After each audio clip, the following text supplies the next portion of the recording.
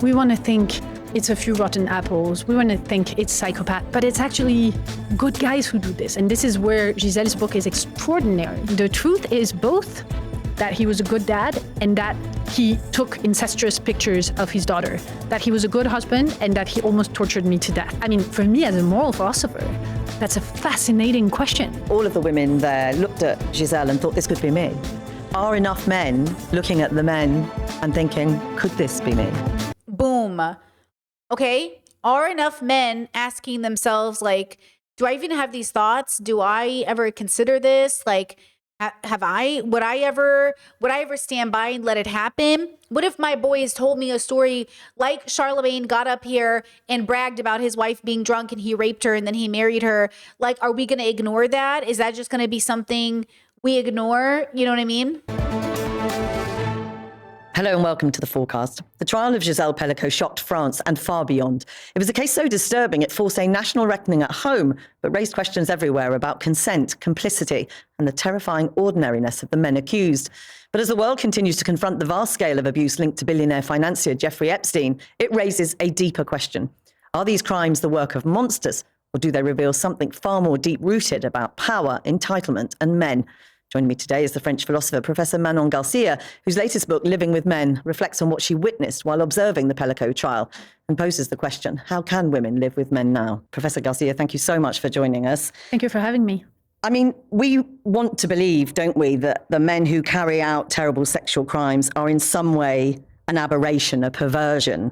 And we can look at a man who drugs his wife and then invites other men to come and rape her as a monster, a one-off, but it doesn't explain the scores of men who took up his invitation to come and rape his wife. Yeah, so I think this is what I found very interesting with the Pellicot trial, is that usually the cases that get public attention are cases that are extraordinary, that are like the horrible case of Sarah Everard in the UK. So, you know, women walking at home and getting raped on the way. And so this corresponds to a fake horrible scenario of the unknown man in a parking lot, etc. But we know when we work on sexual violence that most of the times it happens in the family, at home, with people you know. And so with the Pellicot trial, with the Pellicot case, you have the extraordinary dimension of at least 70 men, something that really catches the attention of everyone that sounds horrible. We have a sort of voyeur desire to know more how horrible it is. And then what we see is the normalcy of sexual violence. We see a man that rapes his wife, that, you know, he loves her, but he also does horrible things to her. We see really complexity of patriarchy, complexity of human actions, complexity of responsibility, moral questions, which for me was, as a philosopher, was really fascinating. I mean, you know, it's a particularly pertinent moment to be talking to you for a number of reasons. You know, the headlines are full of the Epstein case at the moment, and all the talk is about rich and powerful men and the way they abuse that wealth and that power that they have. These were not particularly rich men. These were ordinary men. These were lorry drivers, a nurse, a journalist, a soldier. And that messes with our head, doesn't it? Yes, but it's so interesting because when it happened, people were saying, look, it's a class thing. They're lower middle class or working class men. They're from France, or they're from the south of France. So basically, the people in Germany or in the US or in the UK were telling me, oh, it's such a French case. The people in Paris were telling me it's a south of France case. The bourgeois were telling me it's a working class case. And now people are saying, oh, the Epstein scandal, it's an upper class case. And so in both cases, it's the same. See how we tried to come up with a why? Like, it's a bad why. That's why I say, okay, do we actually know why this is happening? Because look how easy our brains go, oh, it's obviously like rich, entitled men. Okay, that's not the why. Like, that might be the why, or might be a compounding factor, but is that why, right? And so that is exactly the thing I'm trying to get away from but I want to get down to the real why. And sometimes it can be true. It can be like, oh yeah, this played a factor, this played a factor, this played a factor. And that's why I say, like, the Epstein thing, Therese said it the other day, like, there is no real surprise, I think, if you know that a group of men, when given the opportunity, engaged in XYZ, and there were women present. Because even though I do think, and I really do believe that generally in the way the society is now, just in a vacuum, I just don't think women are doing these things for a reason. We're not catching women drugging and raping their husbands with 70 other women involved because it just doesn't work out this way under patriarchy. We're getting the opposite, or not the opposite, but another version. And so we're getting this because of the way society allows it to occur, downplays it, doesn't think it's that big of a deal, votes for a rapist, or at least votes for a man who not only was found liable, but openly brags about taking advantage of women because of his power and celebrity status. And we know in our own family matters when we talk about people in our family that have done stuff. It's just, we can't accept it. And again, it's because it rocks our sense of reality. And again, this goes back to our place in the universe in terms of humanity as a whole. We can't accept that we are all complicit in why the world is so bad. And so we can't attempt to do better. So we just put the blame on other people, the elitists, the rich, the billionaires. Yes, they're responsible, but they are part of the collective. Like, it is not us against them. It's us along with them. Whether we like it or not, it's a participation we're all engaging with. So the question is how do we create a scenario in which they can't exploit us, can't utilize us, can't weaponize our weaknesses? They and a part of it is that we have to have the discipline to not want to, as an example, overconsume is one of the easiest ones to point to. We are an overconsumption culture. America in particular really, really struggles from a desire for overconsumption. If you grew up with all the old movies like I did, if you grew up with, people storming malls to grab Black Friday items, Cyber Monday, whatever it is, like that is the overconsumption of America, that these companies sit in offices and think, how can we do this? How can we get people to do, what's the new one the young people are doing? What are you guys doing right now?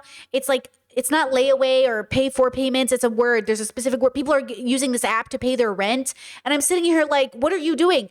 I don't even know what any of this is because I'm not in that bubble. But that's the point. Oh, gambling is the new one too for boys. Boys are being specific. Yeah, Klarna. That's the one. Boys are being maliciously targeted by gambling streamers and gambling apps, and nobody is paying attention. Everybody cares about men, and nobody cares about the fact that they are literally being targeted.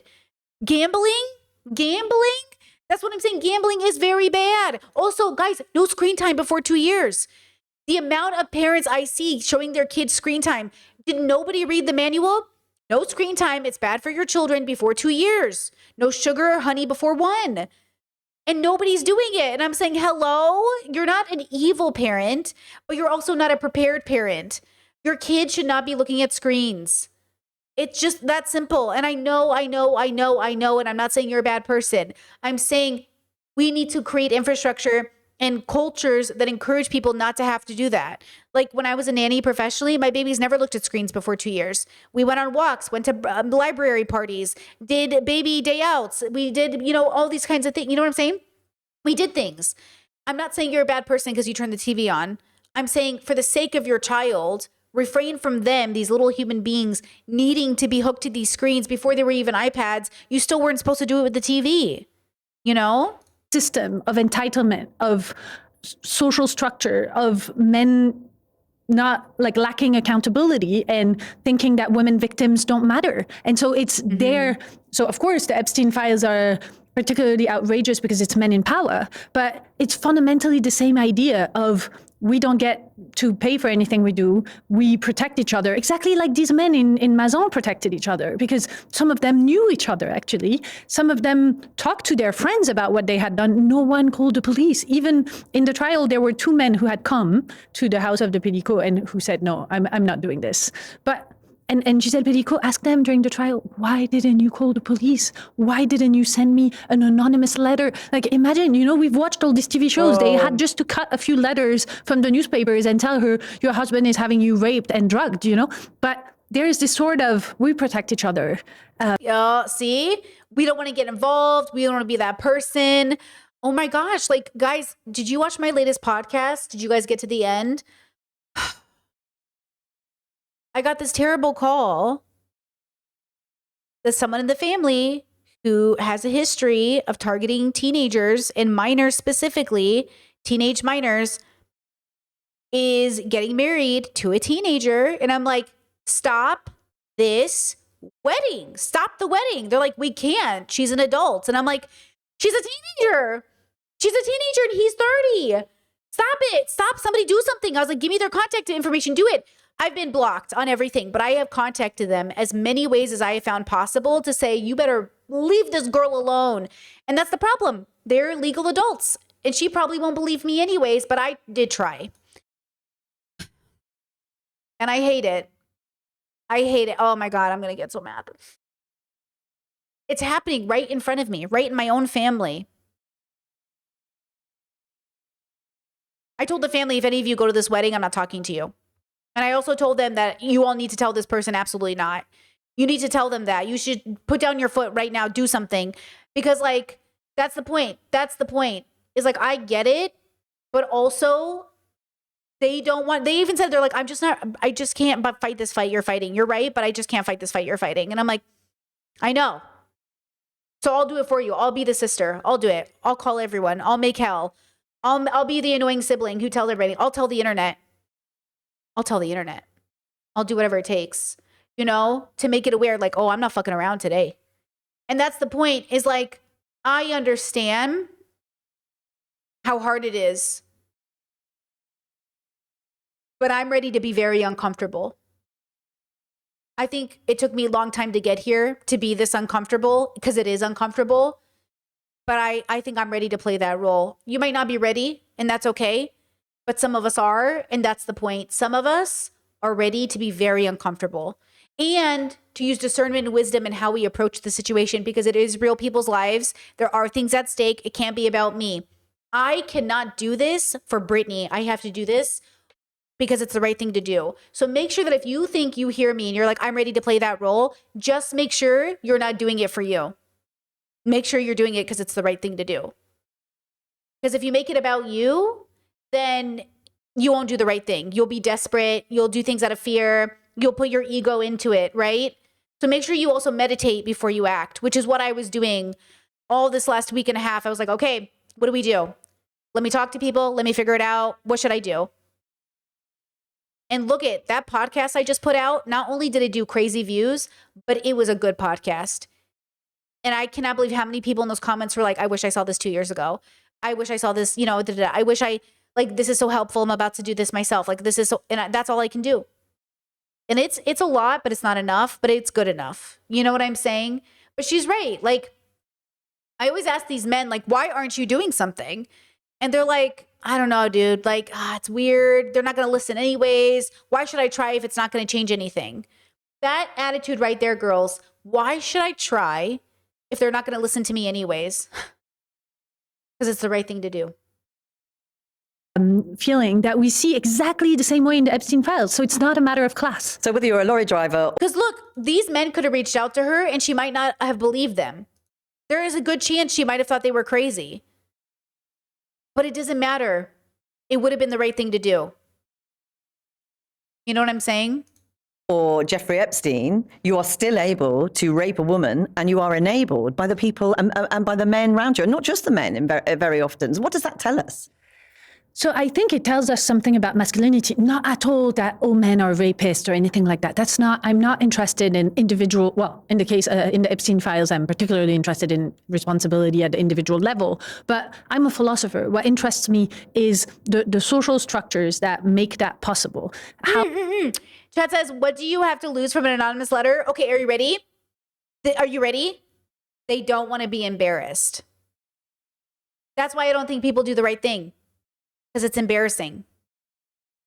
That's my theory. I think men are embarrassed at the fact that it might not lead to anything. Because how can I be a hero if I don't get the benefit of being believed? And they don't want to be embarrassed. The same way victims can't come forward because they won't be believed and it's embarrassing. The same way men won't do the right thing because if nothing comes about it, now they look stupid. Nobody wants to look stupid.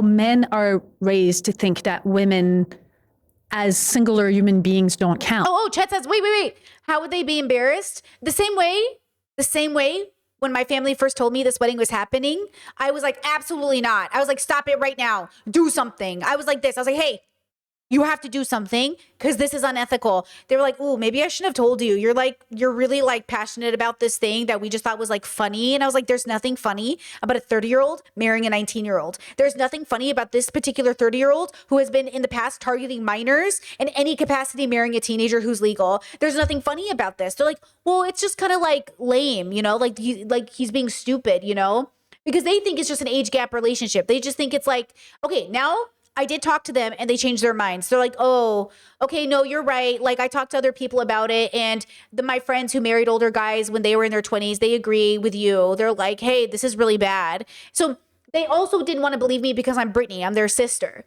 They didn't want to believe me because I'm autistic BPD Brittany, because I'm really passionate, because I'm a Taurus, because, oh, Brittany just thinks like men are da-da-da-da. That's the problem with humanity. Instead of looking at me as the wise older sister who knows what the fuck she's talking about, I'm just like their like YouTube sister who's like super passionate and liberal and progressive.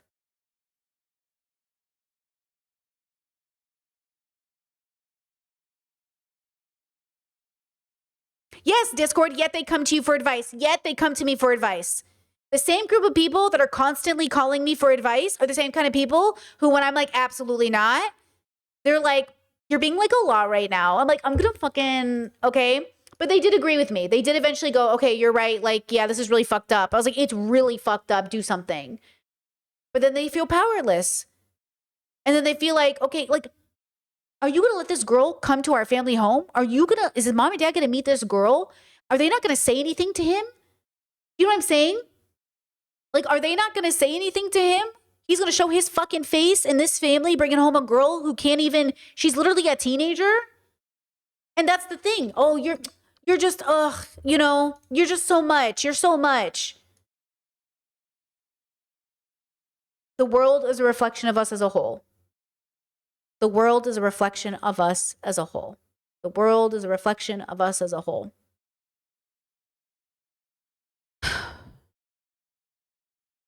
And I'm still optimistic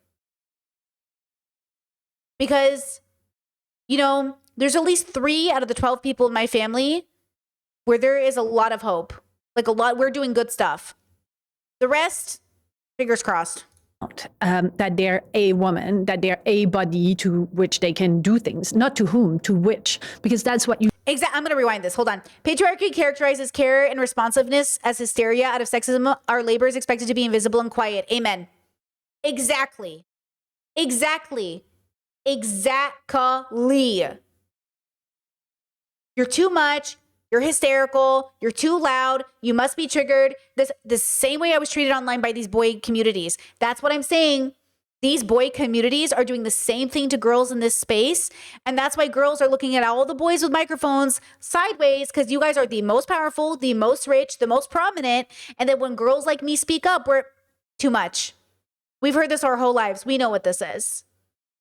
You know, Chet said, call the priest and object to the marriage. It's not a Catholic brother. It's not one of the Catholic brothers. It's one of the atheist brothers. Sorry. I know you guys assume all my brothers are Catholic. This is a atheist brother. There ain't no priest to call. There's not going to be a Catholic wedding. He's a secularist. He's a science bro. He's a Dawkins guy. That's the problem. He's the science brother. Actually, facts. He's that brother. You know, which was really cute when he was a kid. Less cute as an adult. Let me tell you. Okay, let me rewind this. Then structures that make that possible. How men are raised to think that women as singular human beings don't count, that they're a woman, that they're a body to which they can do things, not to whom, to which, because that's what you see in the videos, because I had to watch these videos, is that they're not seeing her as a who. They're saying her, she says it herself, as a ragdoll, as trash. They just do things to her body as if she were not a human being. And so what is happening socially is that men are raised to think of women partly that way, that women's sexuality is not seen as an alter ego with whom you can do things, but rather a thing to whom you can do things. But how does that come about? So as I say, you have Jeffrey Epstein, a billionaire, a financier. You have a soldier, say, or a journalist in Mazon.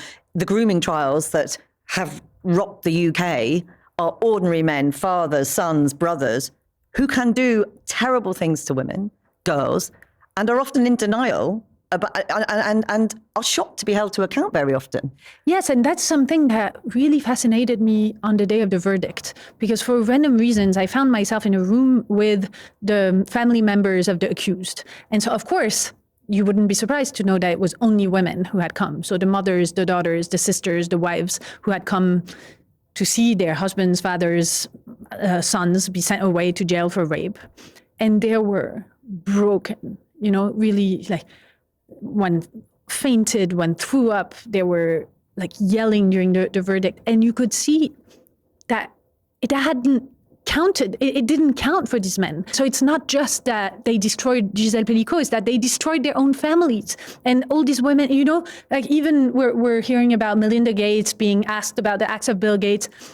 You see that the women's life don't count. And this is really something that fascinates me. What is happening in the culture so that men are raised to think that way? And what is your best assessment of that? That is the biggest question, perhaps. How has this happened? Where has it come from? So I think it comes from everywhere. I think it comes from the movies. I mean, you and I, we grew up with James Bond, We grew up seeing these women who are pushed into a wall and say, no, James, no. And then they say, oh, James, yeah.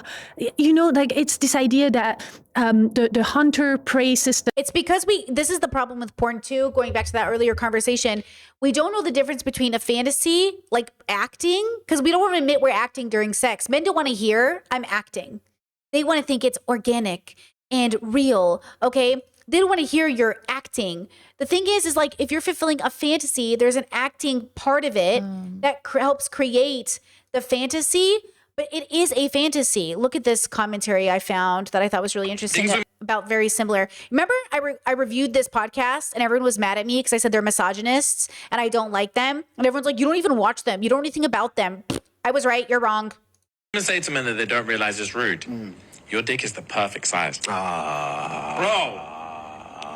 Is it wham or is it small? What is it? I don't want to hear perfect size. I don't want to hear this is easy stuff. Yeah, I don't want it to just fit. Yeah, bro, it's perfect. Some. Yeah, you're telling me it doesn't matter if you're exhausted, you can still go for it because it's not that much effort. Nah, stop it, man.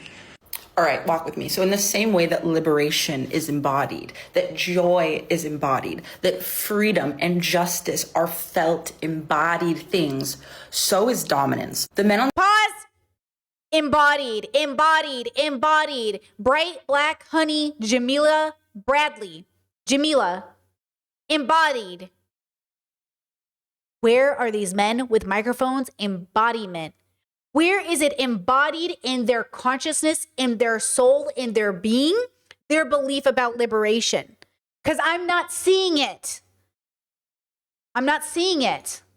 this podcast were horrified by this statement. They seemed disgusted, appalled, and insulted at the idea that they could be exactly right, as in not overwhelming, not destructive in terms of their... Okay, wait, I just want to clarify. Chad said women do a lot of acting during sex because men refuse to simulate. No, pause. These are two conversations I want to make sure I'm clear about. Acting for a fantasy is because I'm simulated, but I'm playing into the role.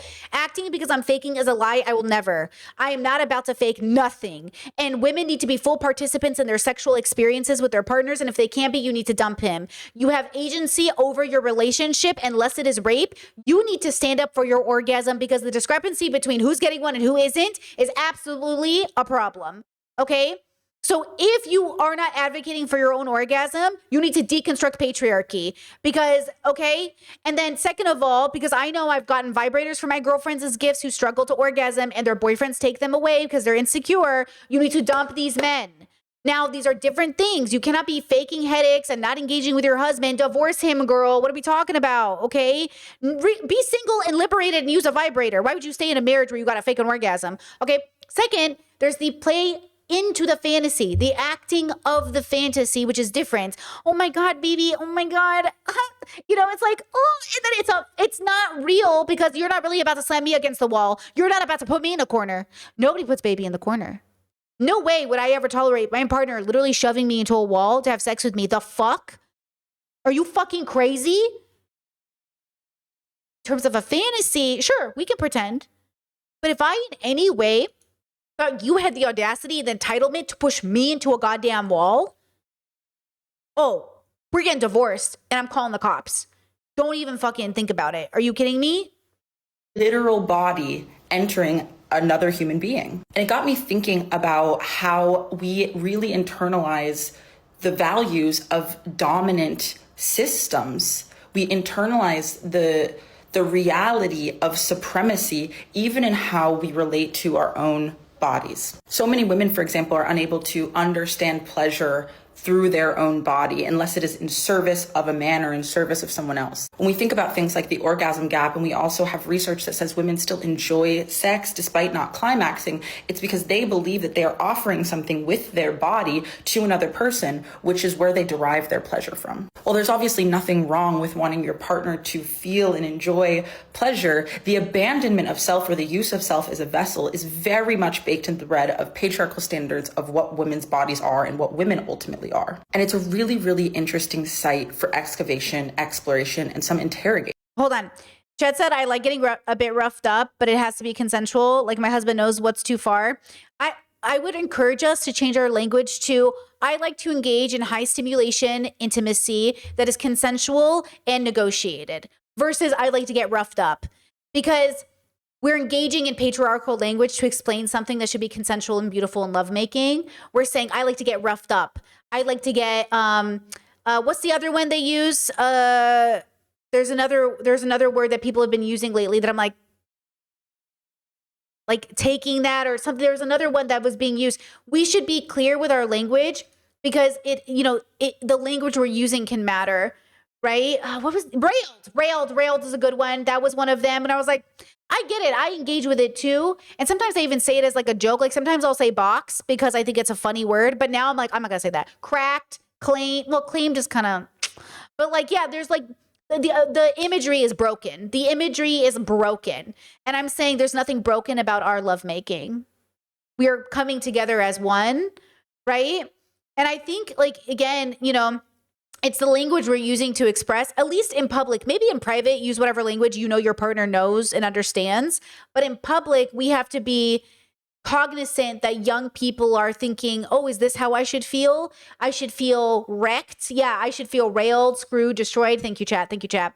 Right? Like, these are the words I want to use, but also be careful about who you say it around, because a lot of these men are rapists. A lot of these men are like, she wanted it. You know how like she likes to get roughed up? Oh, she loves bruises. Oh, she loves that shit, bro. She wants to get beat. I can tell. And it's like, yeah, we're going to have conversations about language, because like the wrong people might be listening, right? Isn't the whole point of this stream today to talk about how these men are your friends? These men are your husbands. These men are, they don't, and like, you really got to talk about it. You really got to make sure before anyone's getting sexy, what is allowed and not allowed, and then be able to have safe words, It made me question how men see their bodies and why they want their genitalia to be something that causes pain or that is used as a way to dominate and subjugate another person. So these guys, and she, I think she's a pretty young person, but she's right. I don't know how young she is, but she's right here where the men are like, what do you mean my penis is perfect? Because they want it to be big. They want it to be, oh my God, you're so big, I can't take it. And they want to know you're ripping. They want to know you're bleeding. They want to know like he's got a monster dick. And then porn has done this to black men, by the way, because they are black men. I just want to say black men do not have bigger penises than other ethnicities or races. That is a myth created by porn. So black men also struggle with fear that their penis isn't good enough because in porn they've shown that it's supposed to be big. That's porn created. That's a made up myth that is not real, that is marketing, as well as women with no labia showing or short labia showing. I'm a long labia girly myself, okay? Mine hang. And people are like, oh my God, are you going to get that trimmed up? Girl, I'm not about to trim up my labia. Thank you. Okay, plus the way it wraps around a dick, you know what I'm saying? Like, fuck off. But like all of this conversation about our bodies being like good or bad based off of porn, okay? And I am not saying you don't have the right to change your body or do what you want with your body. I'm just saying I'm not about to use porn as the measuring stick for what my body should look like.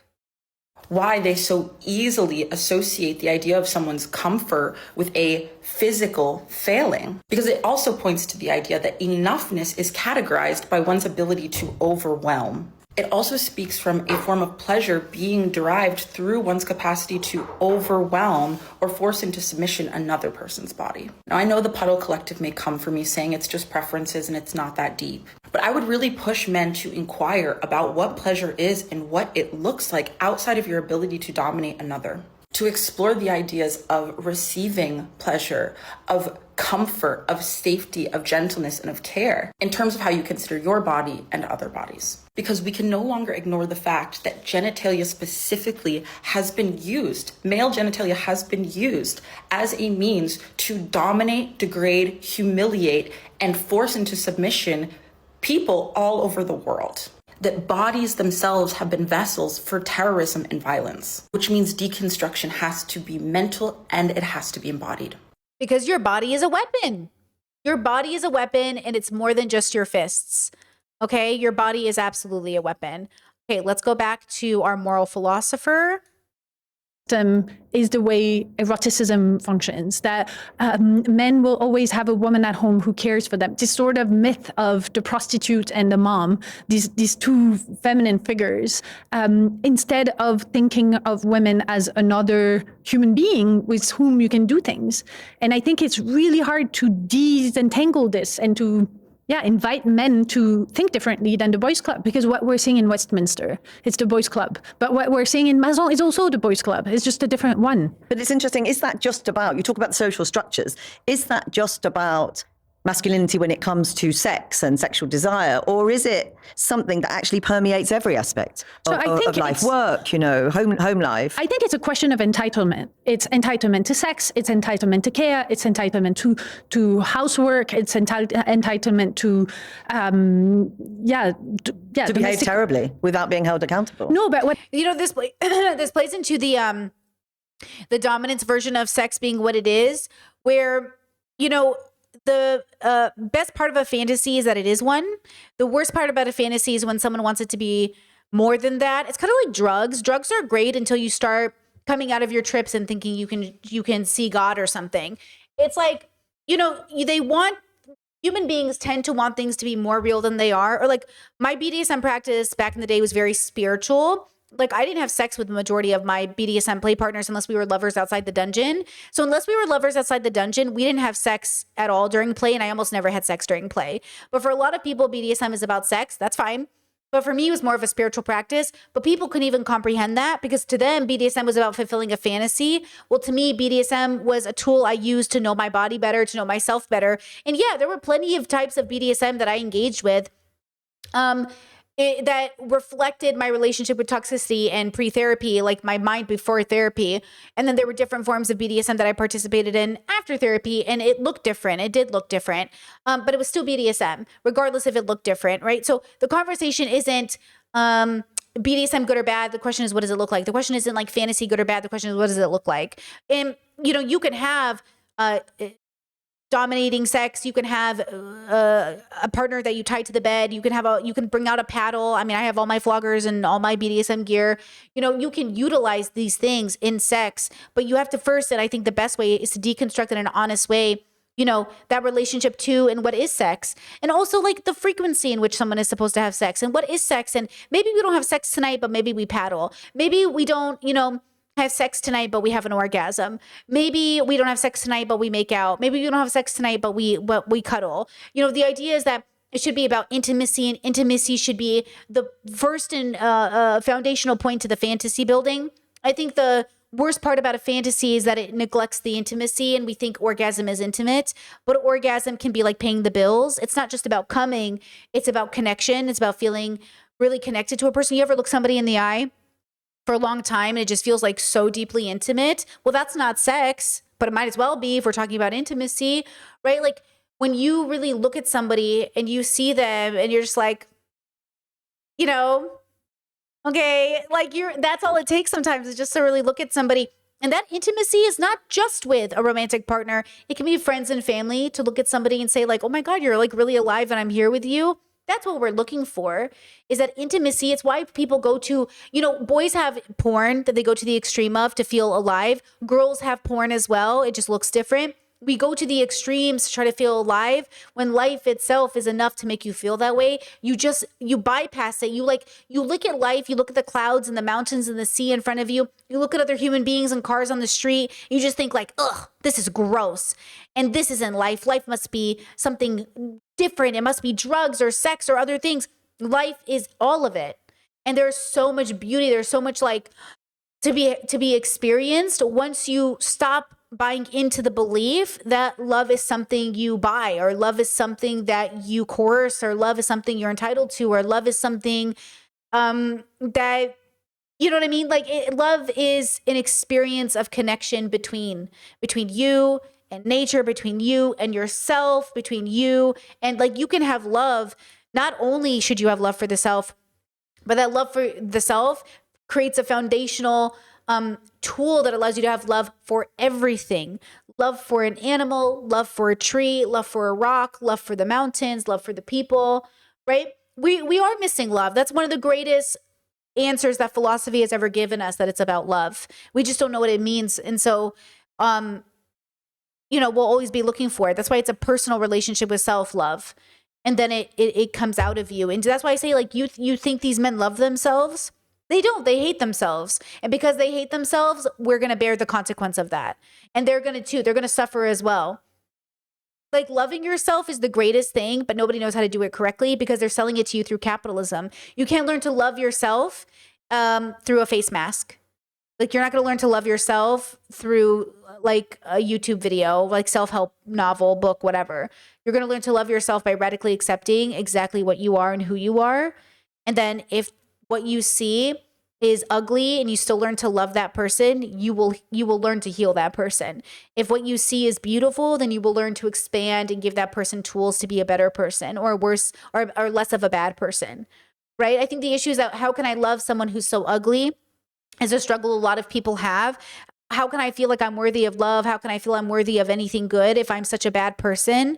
If you can learn to love that really, truly bad person, the world will start to heal itself. And that's why I say, like, I don't care that you've done a bad thing in the sense that I don't think you're without hope. I just think that you have to acknowledge that bad thing. Until I see you do that, there is no hope. And that's the problem. A lot of the people in our lives that we're waiting to have them figure out, they'll never get there. And that you have to accept that the world will never love itself enough to heal. Because there's too many of us and too many things are wrong. That doesn't mean we can't keep trying, though. And it doesn't mean that you shouldn't do it for yourself, at least. And it doesn't mean that you shouldn't encourage other people to do it. Because I do think it's the answer. I just think it's an answer that isn't glamorous or easy or accessible or fun. But it's really amazing when you're on the other side of it. You really become a less bigoted person, a less prejudiced person. You become less violent. You become less self-absorbed. The world around you just becomes better. You become a better person. Like everything changes. And that's why I say these parents are having kids and they're not putting a lot of thought into it because they are bringing babies into the universe and they don't know how to teach these babies to love themselves because they don't love themselves. Your parents are bringing babies into the universe before they've even learned to love themselves. And we think that's not going to have an impact on the world, you know? Your parents aren't bad people. My parents aren't bad people, but the fact that they haven't learned to love themselves without judgment or shame, well,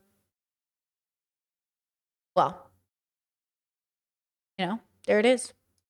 What I mean is that men feel entitled to women's attention, to women's sexual availability, to women's work for them. They think it's normal. And I think this is what we're seeing right now is the backlash, is that suddenly men are like, what? I'm going to have to clean the toilet as well?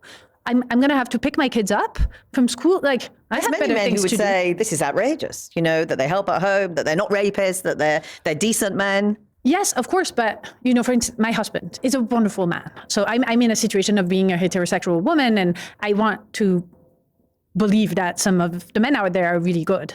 But when he takes care of our kids, he gets high-fived in the streets all the time. Every time he takes our kids, I don't know, on a train, people are like, what a wonderful dad. Every time, people tell me all the time, oh, you're so lucky that he takes care of the kids when you're traveling. That's extraordinary. So but people tell him that. So it makes even the most well-meaning people give us the feeling that this is extraordinary that he's treating me as an equal because he travels for work. No one tells me, oh, you're alone for 2 weeks. How, like, you're babysitting your kids. No one thinks that I'm babysitting my kids. So I think there's... I think I would like to point out that the reason this happens is because they're defying a stereotype. And when you defy a stereotype, people think you're exceptional. You're not exceptional. You're just defying the stereotype that you should ask yourself, why is this even a stereotype? Is it a stereotype because of oppression and systems of bigotry? Or is it a stereotype because of positions of privilege in which men are praised for doing the bare minimum? ? Like, that's the problem. Is like, it's just a defying of the stereotype. We should deconstruct why we're giving the stereotype so much credit, right? But also, that's why it's difficult to be with partners. And look, I think I'm in a very exceptional position in the sense that I'm in a very queer relationship. But generally speaking, regardless of how you're born into the universe, you still have to contend with the way the society shapes you and expects you to be. And I'm married to somebody that was expected to be a man and show up in the world as a man and exist as a man. And they aren't a very stereotypical man, but they I mean, I'm sure exhibit some variations of it. But what they do especially well, which is why I married them, is they can deconstruct the system of men as it is and be very critical of it and point out their past actions and be critical. And we can share with each other. Like, I just shared a story the other day. I was like, oh, did I ever tell you I did this? And they're like, no. And I was like, I was telling them the story. And I was like, I was going through a phase. And like, I was going through a thing. And like, we talked about it and we were having all these conversations. But something we shared the other day with each other is I said, the most difficult part of marrying a person, a stranger, especially somebody I didn't even know. I mean, I knew them a year and I married them, right? Is one of the problems with romantic relationships is we're expected to read minds. And I had this conversation with them the other day because, again, we don't just have the conversation once. We have the same conversations multiple times over the last almost 4 years. I've known 3-something years I've known them. Okay. Is because it's a reminder so we don't forget that I am entitled to checking your phone, to looking at stuff, to double checking what you tell me, to reading emails, not because I'm snooping, but because I need the reassurance, evidence-based reassurance that we're still on the same page. Because though your word, and I trust your word is better believed when I have the evidence, because the reason I believe what you say is because it's backed by data. So the mistake people you're making, especially young people, is that we think in order to trust our partners, we have to believe what they say without the data. You also need the data. Okay. I'm not paranoid. I do not check my partner's phone almost ever. Literally almost ever. Almost never do I look at their phone. But when I ask for it, when I go to reach for it, when I say, hey, pull up, let me see the paperwork, any hesitation, any of that, oh, we're going to have a problem. Because why are you even hesitating? We do everything together. That's the point. There is no hesitation. So it's like, yes, trust but verify. Yes, Chad, exactly. Trust but verify. Same with me. Trust but verify. It's like, it's this idea that people don't understand. You still need the data. Okay? You still need the data. You just, trust but verify. I like that, Chad. I like it.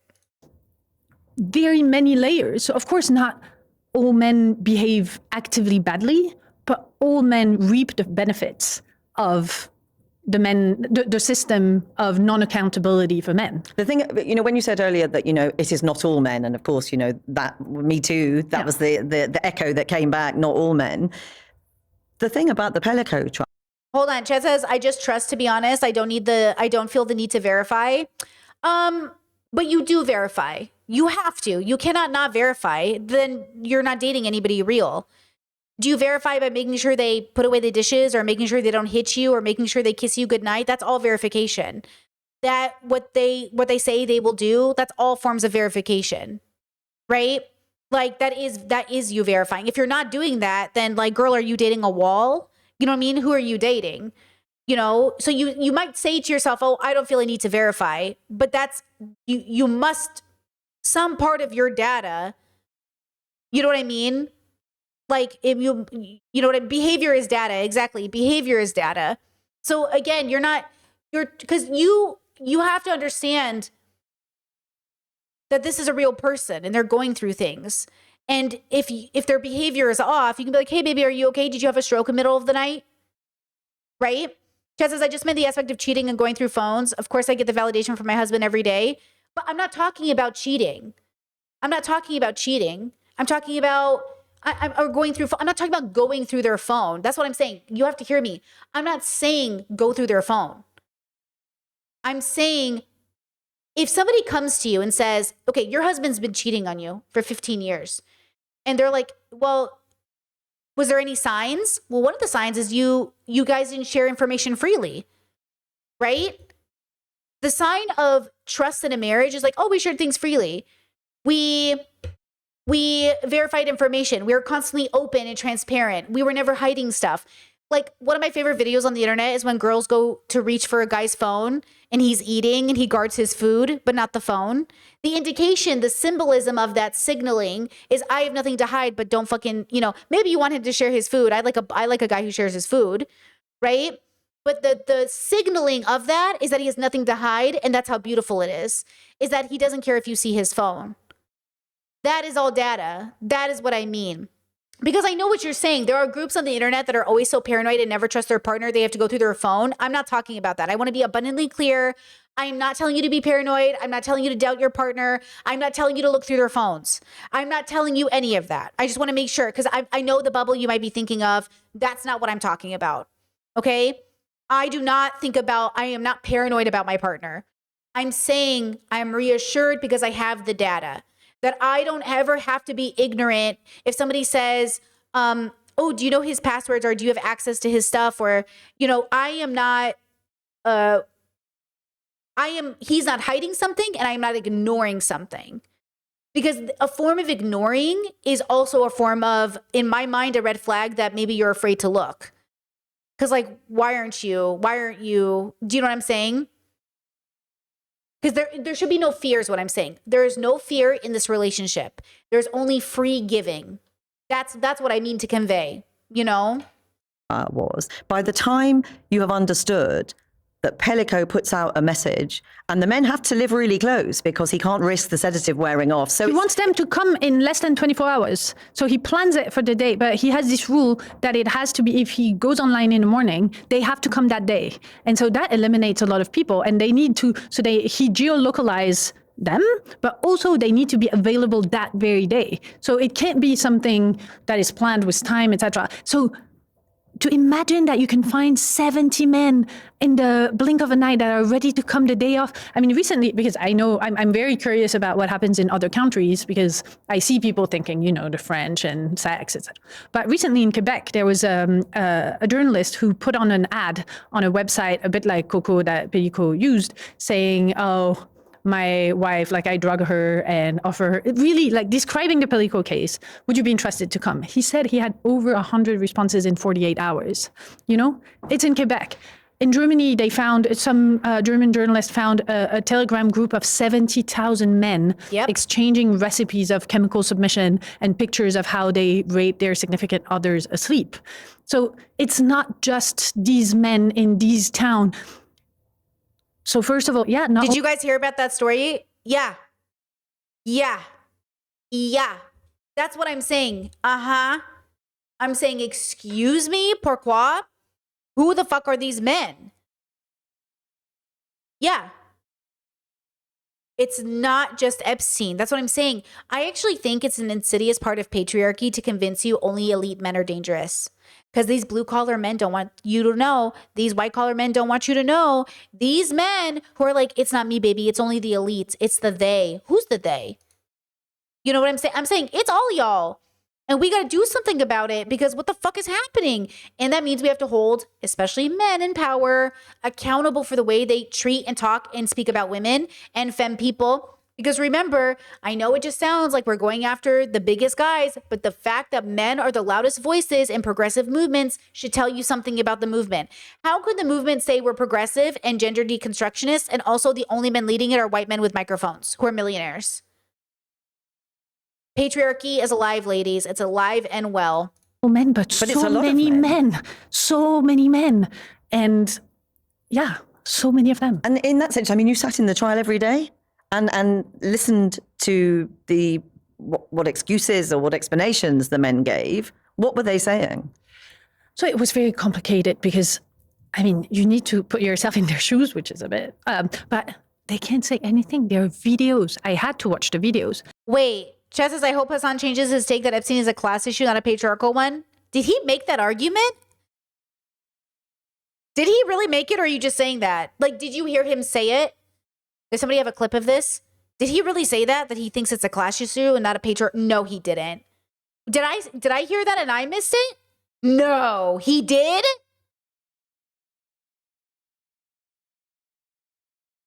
Chad says a lot of leftist men have said this. Oh my God.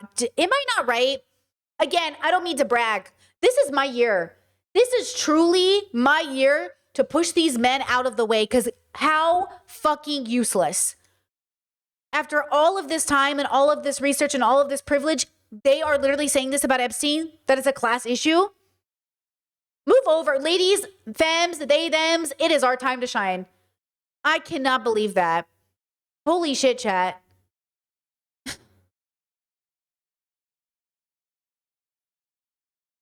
Oh, the videos leave no doubt, like you see that they did what they did, but you also see that every time she moves by 1 millimeter, they're ready to run away. So it shows that they know that it's absolutely forbidden. It is very clear that she's in a coma, really. And so there's no doubt, they can't believe that she's half asleep or that it's a scene setting, as some said. So they invented things like, he gave us her consent. So I thought it was very interesting because there's a very old history of women being the possession of men, right? And so there's this guy who said it was his house, his room, his bed, his wife.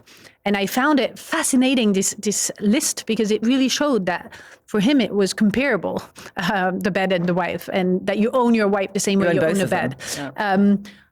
But also, what else could they say? There was no possible line of defense. But what was interesting for me is that because there was no possible line of defense, you could think, and the French criminal law allows for it, if you recognize your crimes, if you show that you've thought about it, that basically if you're seen as much less dangerous because you've thought about what happened, you get much fewer years in prison. And in this case in particular, we don't show the video. They didn't show the videos for the men who recognized. So they had a lot of incentives to do a mea culpa, and still they did not. There are so many layers to this. So you talked earlier about how, Giselle is seen, she's described like a rag doll, isn't she? Lying on this bed, she's snoring. She's an older woman, and she is seen as this thing. And at the same time, there is the men's entitlement, the sort of denial that they've done anything wrong. I mean, how have we got here? And what does it say more widely? So there are two anecdotes about the trial that I found very telling. One is one of the judges asked the few, maybe 3 or 4 men that had erection problems on the videos. And he said, but what happened? But he was really incredulous. But he never asked any of the other men, why did you have an erection? Which was the question that I wanted to hear and the response that I wanted to hear. And it showed that there was, even inside the courthouse, a shared understanding of what was hot about the scenes. And that I found very troubling, because I really think this judge had no idea that it made him side with them in a certain way. So he understood how the men were able to do it or were aroused. Yeah, exactly. He didn't understand the men who weren't. Yeah, exactly. That is the judge. That is really bizarre. And I thought that was going in a different direction. I thought that she was going to say, it was, the judge was going to say, it's obvious why you can't get hard because it's horrible. Oh, ew. Discourse said, how can you be optimistic when you're aware of so much harm that's normalized? I know this is probably hard for people to believe, but once I accepted that we're evolved animals on a planet, and that seems to be the most accurate and or open to whatever is true, it just fundamentally made me optimistic. Because I know I exist, I know good people in my life exist, but I let go of the attachment to the entitlement to a good life. I let go of an attachment to the entitlement in a philosophical sense that the world would be a good and safe place automatically. The world is not an automatically good and safe place. We work every day to make it better, and it takes everyone working to make it better. And it's just another proof that protesting works, that speaking up works, that standing up for yourself works, that holding progressive men accountable who own progressive titles but don't deconstruct their own misogyny and privilege in the world. Like, all of these things matter, right? So yeah, I am optimistic because I've accepted that on the macro, human beings are doing pretty good, but on the micro, we're still really fucked. And also, both things can be true at the same time. We're only here for a very short time. Who knows, guys? Like, you know, colon cancer, like, all these things are on the rise. I could die tomorrow. I could really die tomorrow. And it would have been a great life, a fulfilling life, a perfect life, right? And I would have done my due diligence, and then I would have died, and that would have been good. And I hope you guys would all live your life in a good way and move on and just remember that streamer you used to watch at a time before they died of cancer, you know? And that's it. That's life. Like, I am here. I should do something about that. And then I will die, and somebody else will do something about it. But if we don't do anything about it, it certainly won't get better. If we do something about it and nothing gets better, at least I fucking tried. At least I tried. No? And then there's one of the accused who said that the next day after he raped Giselle Pellico, he talked to friends about it, and they said, dude, that's hardcore. You raped her. That's a rape. And he said, yeah, I realized I really had done a bad thing. But then, so a part of me was really relieved when that happened. I thought, okay, at least one that recognizes. But then I thought, A, none of these friends notified anyone. And B, the way he told the story, it sounded like what you would say when, I don't know, someone said, well, last night I drove too fast, or I took my parents' car and didn't tell them. But it was very clear that their day had kept going, etc. But Hold on, pause. Chet says, and from that premise, how can we protect ourselves? Hold on, did you write a comment before that, or did you just mean on the commentary I was making just now?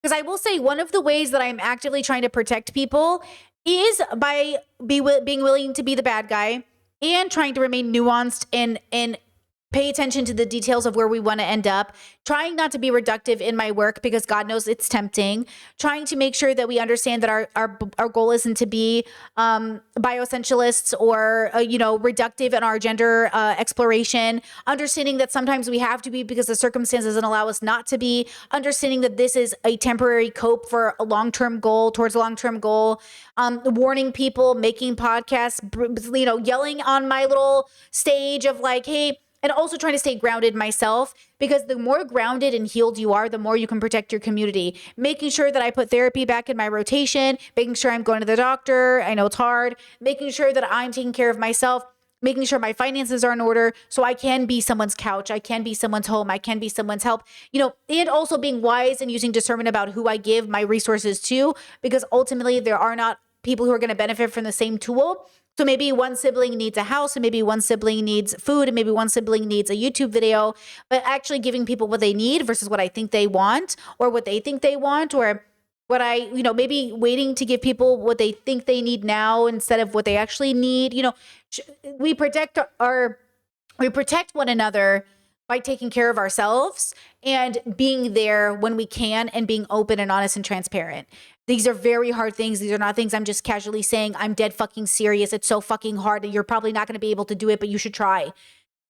Being transparent and being open and saying, you know what? I'd love to invite you over, but because you had that run-in with that 15-year-old and you won't own up to it, not only can I not trust you in my own home, I can't trust you around my children, and I love you. Here are my recommendations for resources. You can't come over.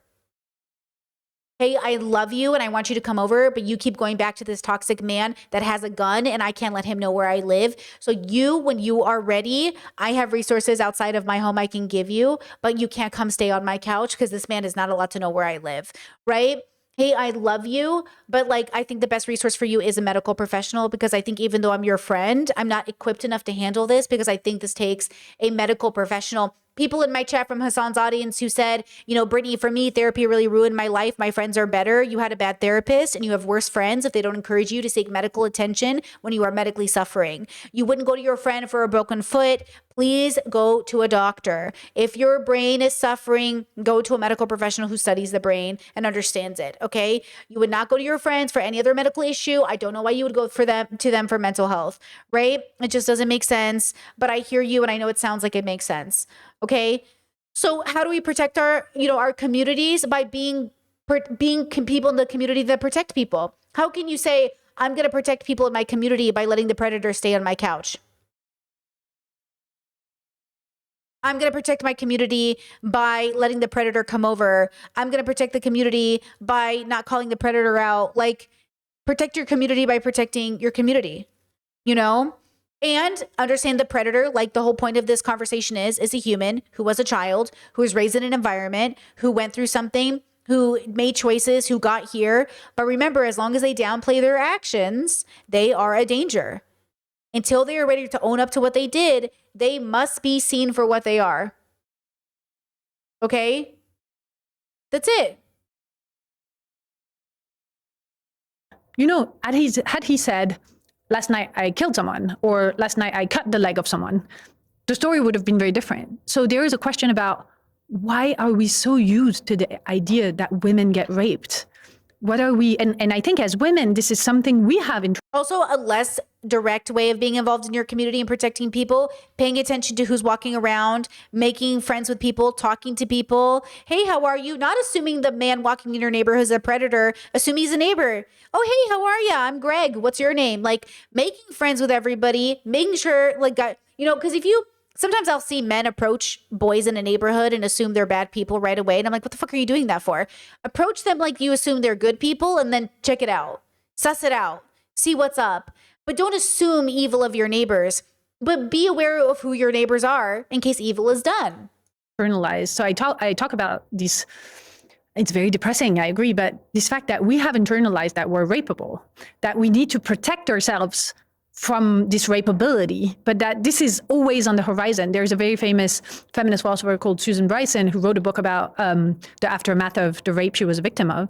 And she said, in the moment that she got raped, her first thought was, oh, that's it. That's the thing against which I was told to protect myself, to always be on the lookout, etc. That's happening. So it was as if women's lives are kind of oriented by the sexual violence that is permanently threatening them. But it's crazy, you know, like imagine, I don't know, another, then I promise I'll stop with the anecdotes, but I really don't want to make an analogy. But in Germany, you know, you have, and actually all through Europe, but in Germany you see it more, you have those little stones they put in front of the houses of Jews who were, and of people who were deported by the Nazis. And I find it a very powerful thing because it's a sort of decentralized memorial of Nazi violence. And it got me thinking, imagine what were happening if in just one street, we were materializing on the walls how many women have been raped in the street, how many times, you know, like what it would look like. So I think as a society, we are in a sort of collective, constantly renewed amnesia of the size of sexual violence. And yeah. And I mean, you also explore that Hannah Arendt's argument about, which was made about the Holocaust and the banality of evil, that, you know, ordinary people can do terrible, terrible things. And that is exactly true here, isn't it? Yes. So I think what I found very interesting was Arendt. So to be honest, the reason why I used Arendt in the first place is because, you know, there are not a lot of women philosophers. And so I knew that as a woman philosopher who goes to a trial, everyone would be like, oh, you're doing the same as Arendt, even if it's two completely different trials. So I thought, okay, I'm going to show what I have in common with her, or which thoughts we can have in common. And I think what she is saying about the Eichmann trial is that Eichmann, first of all, can't say anything about what he did. And this was also very striking for me, that there was this sort of complete lack of introspection. These men, they can't say anything about who they are, what drives them. Exactly. And that was terrifying because... Listen.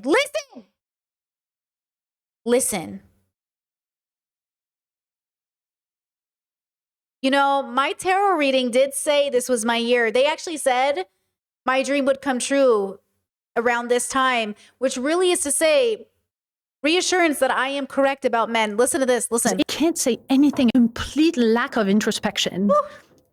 These men, they can't say anything about who they are, what drives them. And that was terrifying because That is how I see Hassan and a lot of these streamer bros. I don't believe you. I don't see it. I don't think you know what drives you. I don't think you know why you do what you do. I do not think you introspect. I don't think you have the first clue. I don't. That's what I mean to convey. She's right. I meet so many people every day. I go, why do you do that? They go, what do you mean? I'm like, why do you do it? They're like, oh, like this, all external. I'm saying, what and why and who, why are you doing this internal? They don't know. They don't know. Chelsea Fagan from the Financial Dial just put out this whole video about she doesn't believe people get plastic surgery for themselves. And she was like, she's really going through something lately, girls. Oh my God. And she was like, I might get something done because I know how people treat women. And she's externally motivated. She has no internal motivation. She doesn't know why she does anything she does.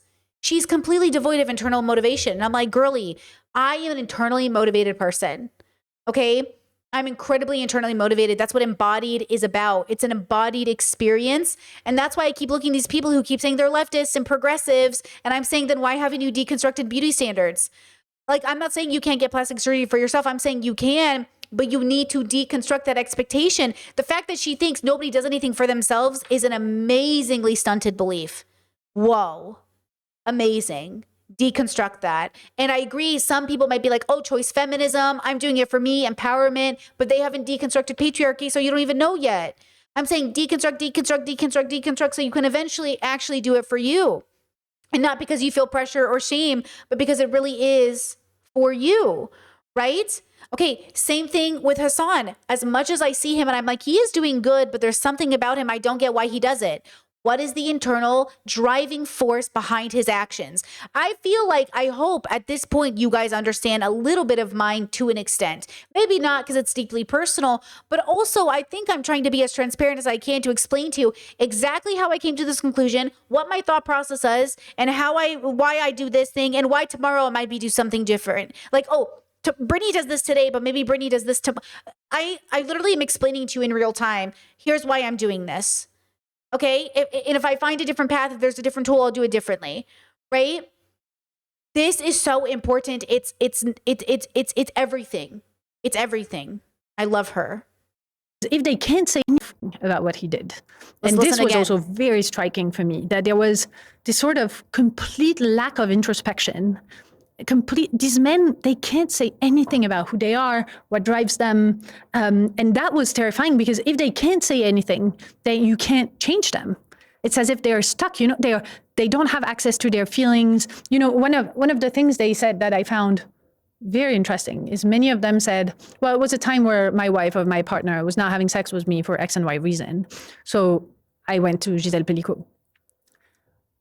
And then you think, okay, so Whoa! Whoa! My wife was not having sex with me, so I raped Gisèle? Whoa! I went to Gisèle Pelicot. My partner was not having sex with me for X and Y reason. So I went to Gisèle Pelicot. And then you think, okay, so are the two fungible? Like, can you really replace the sex that you're having with your wife by raping a semi-dead body of a woman you don't know? So that was, for me, that was in a way, the most terrifying thing. If they really think that the two are exchangeable, what is it about male sexuality that is going on? Like, how can we live with men? And then the second point that Aaron makes that I find very useful. I think, again, the thought of saying, how can we live with men if this is true, is a statement of horror at the realization of, like, are men inherently evil? I don't think so. But I do think they're raised to be evil. I think most of us are raised to be evil. And I think we accept it way too quickly as a normal part of being because we don't know how not to be. But I do think the thought is reasonable. But what action follows next is deconstructing that thought. Why do I think? Is that true? What do I do now? And, because then if you think men are, unethically, if you think men are inherently evil, then we would live in a very different world. I think the testament to women's belief in men stems from the fact that we keep marrying them.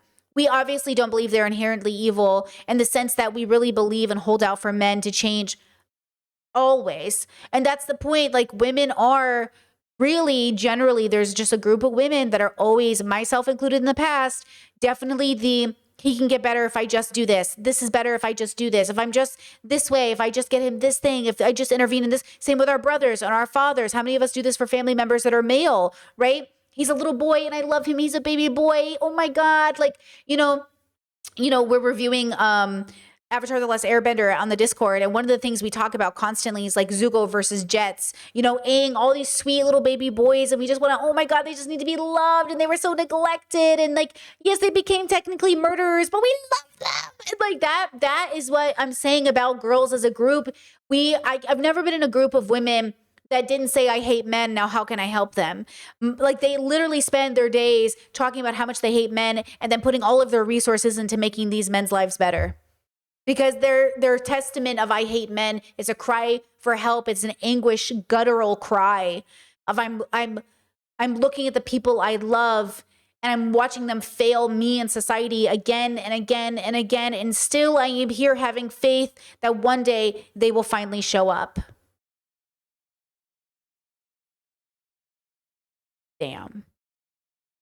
And then the men don't see it, and it's even funnier. The men don't know that's what's happening because they can't. They're so fucking they're just so self-focused. They're so selfish, They just don't even understand that's what's happening.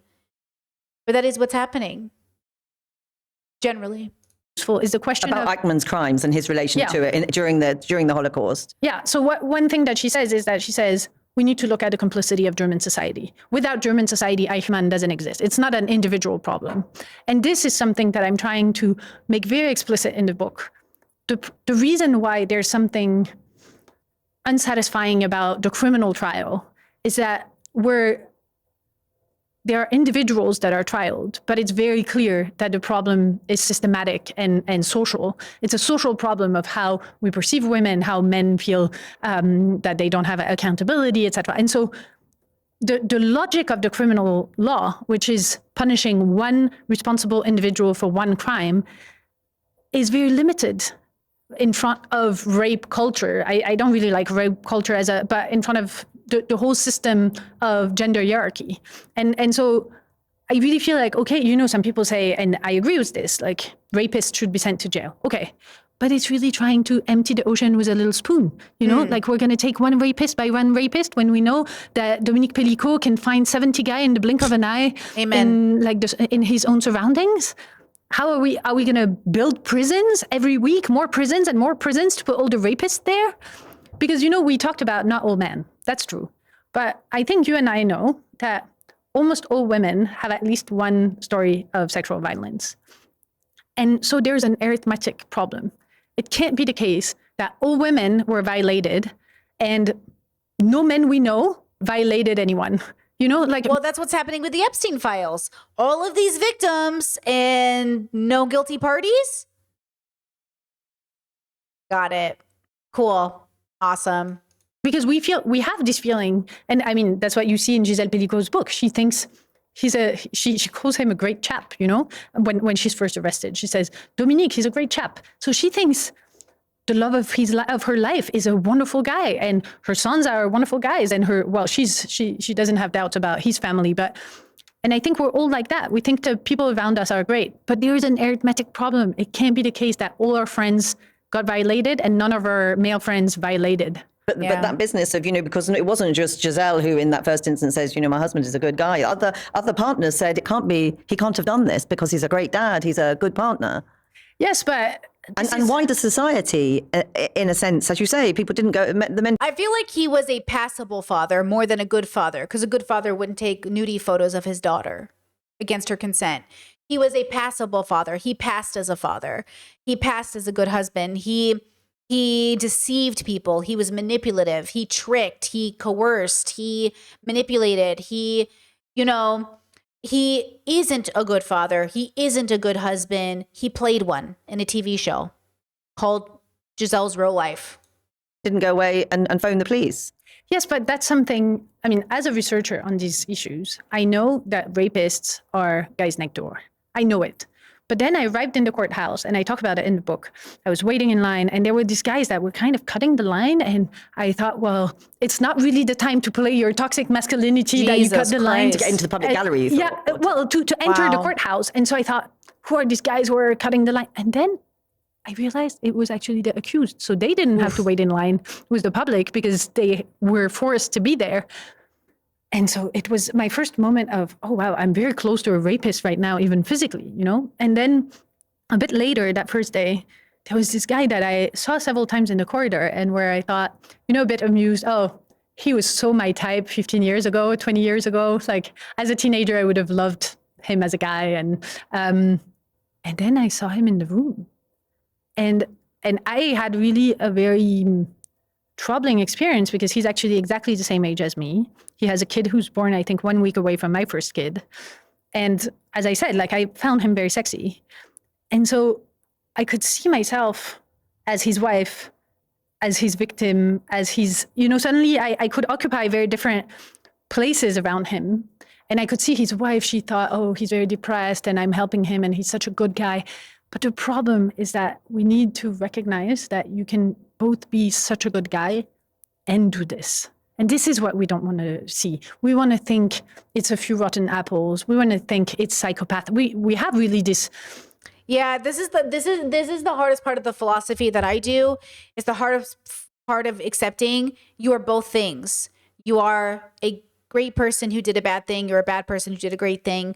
But like I like that's why I can tell you it. Like if I tell you about my childhood and I only tell you the good things, you're like, oh my God, Brittany had like the best childhood. If I told you my childhood and I only told you the bad things, oh my God, Brittany had like the worst childhood.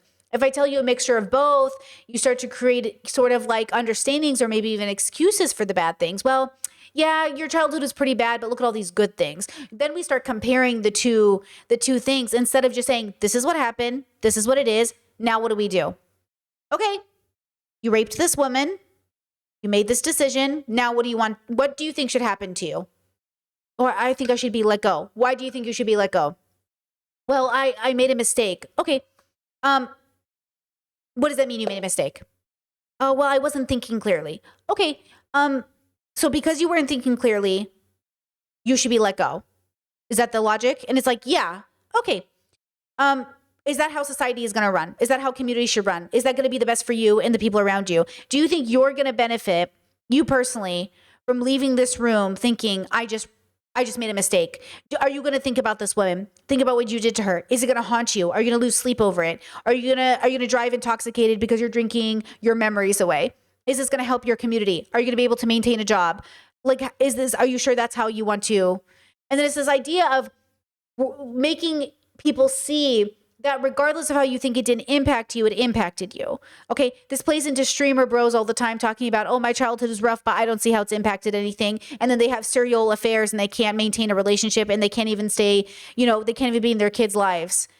It's like people get to exist every day and say like, oh, I had a tough childhood and nothing happened to me. It's literally in everything you do. What are you talking about? Look at your life. Now, of course, we have biases and prejudice. So what we say is an obvious result from your childhood trauma isn't always right or correct. You have to be very smart with how you decide, oh, this is the result of this and this is the result of this. Because some people might say, oh, Brittany, the reason you're naked on the internet is because you had childhood trauma as like a gay kid. But I don't think so. I think that's not true. But I can see why you think it is true. But I don't think it's true. Right? Because my parents rejecting me because I'm a gay kid I don't see how that connects to me being naked on the internet 30 years later. Right? Like, I don't see how that connects.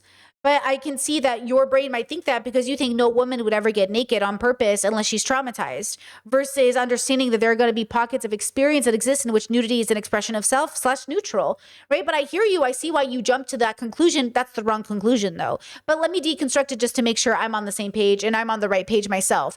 there's a lot of effort that has to go into everything. The dilemma is everyone's at a different stage of accepting. And then you have biases and prejudice that say, oh, being naked is inherently sinful, right? That's why Adam and Eve covered themselves after Eve ate the apple and seduced Adam with her feminine body and charm into eating the apple too, because, men have no agency even in the Bible. And this goes back to rape culture as well, where, just like in the Bible, Adam had no agency and it was the seduction of a woman, so too do men in the real world have no agency because women are out here wearing leggings.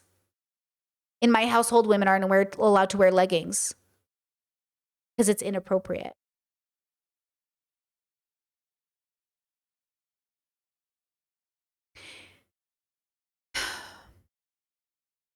See? See how it's always about blaming the women, the women, the women, the women. No accountability. And that if that isn't deconstructed, we're not even going to get close to finding out the real answer. Like I said, in an ideal world, in a world, especially in a woman's bubble, a man could walk naked, a woman could walk naked, a child could be naked with a group full of women, and I guarantee you 99% of them would just be like, what are you doing, bro? Sure, there are going to be women, because women can be predators, women can be sexual rapists, all these things, who are in the audience. But generally speaking, I just don't think we're having that universal experience. The numbers are the numbers.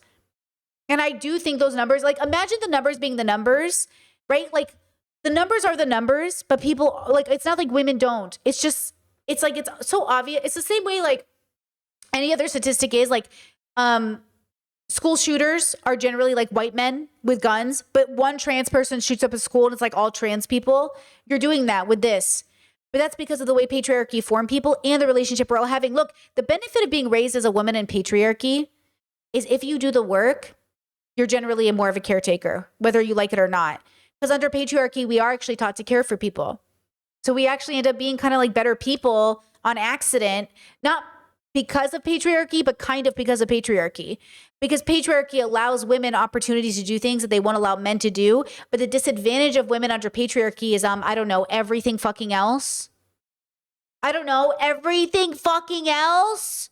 And so that's the problem. Just because we are designed as caretakers, so we're trained and given opportunities to do things that men aren't, doesn't mean it's worth and comes, it's worth, because look at the expense. Look at what it comes at the expense of.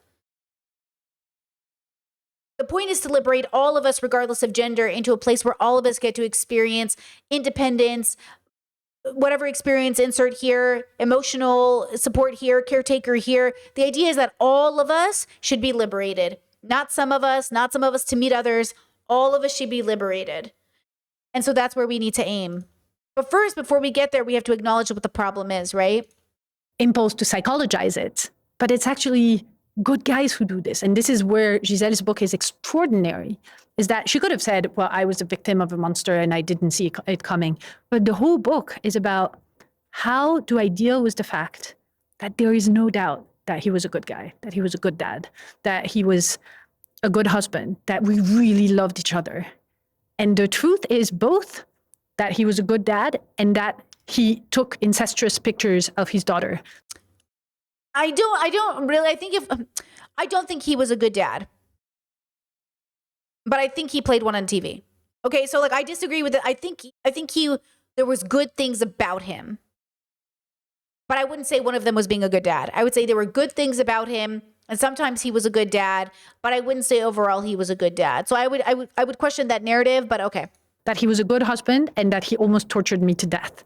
And how do we look? I mean, for me as a moral philosopher, that's a fascinating question. Like, how does that work? But it's a terrifying question for all of us, isn't it? And so you've been speaking to Giselle very recently, and she has her book out. Finally, she can tell her side of the story.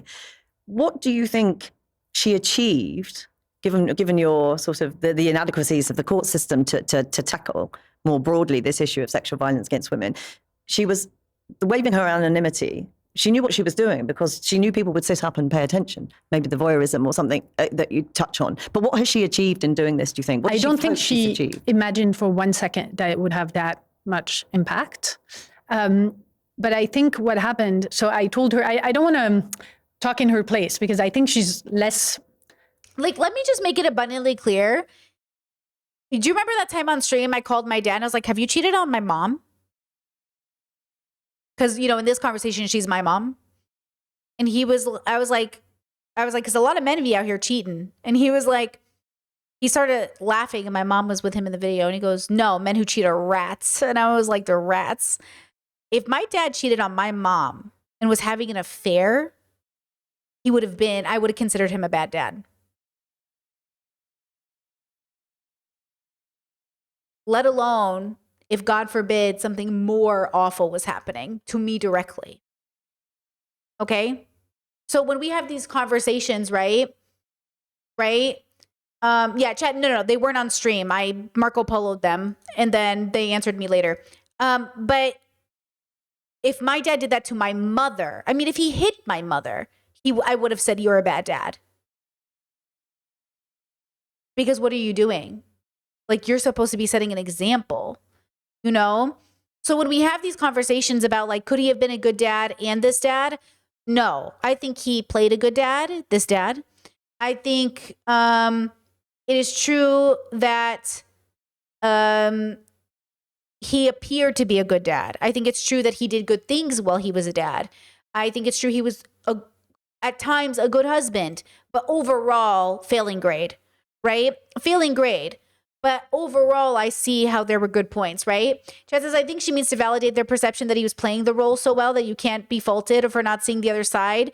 But I agree it's not accurate language. Yeah, that's a good point too, that she's also trying to humanize the girls because a lot of people will be blaming them for like, why didn't you see it? Wasn't it clear? Didn't you see it ahead of time? You know what I mean? That kind of stuff, right? Chad says, hey, Braid, I haven't been able to find the clip of Hassan commenting on Epstein as a class versus patriarchal issue. Someone mentioned it in chat the other day, and I don't want to spread misinfo. Okay, well, I mean, if he said it, he said it. If he didn't, he didn't. I'll try to look for it too. Hopefully it's not true. If Hassan fans are watching and you want to correct it, correct it. But obviously Epstein is a huge issue around patriarchy. Class plays a role, but not really, because at the end of the day, what's happening in the Epstein files is no different than what is happening at your schools or in your churches. And that's really what we should be paying attention to, is that men who are entitled under patriarchy and feel entitled to women's bodies and make it, look at this man saying, I couldn't get sex for my wife, so I raped a woman. It's like, hello? Instead of saying, let's go to counseling, let's see why she's not having sex. Maybe we should get divorced. It's like there are so many other avenues that could have taken place. So hopefully Hassan didn't say that, because I think that'd be very irresponsible. Hopefully no leftist men in this space are saying that this is a class issue, because what are you, a centrist? Oh, it's not left versus right. It's up versus down. Like, stop. It's us as a whole. We are a deeply flawed species. Okay? And we need to stop pretending. So the reason I am optimistic is because the one thing I know about humans is if they can face themselves, they can make history, they can change the world. If we can look ourselves in the mirror, we can really change. I really know people can change. I just think 95% of the world won't. But the fact that we can, I'm very optimistic, but I'm not attached to the outcome, because I know it won't happen in my lifetime. I am not doing the right thing now because I will benefit. I'm doing the right thing now, so maybe my great nieces and nephews will benefit. But it's not about me. That's what I'm saying. Nothing I am doing is about me. But it's about me because I'm satisfied with this. This is my joy. So it is about me. But it's not about me in the way that it traditionally is about me. You know what I'm saying? But it is fulfilling my joy, so it's about me. But you know what I mean? Feminist than me, or less radical in her feminism than me. But I do think that her book, you really see the trial as the birth of a feminist. That she right there. Hear that? She's less of a feminist, of course, because that happens.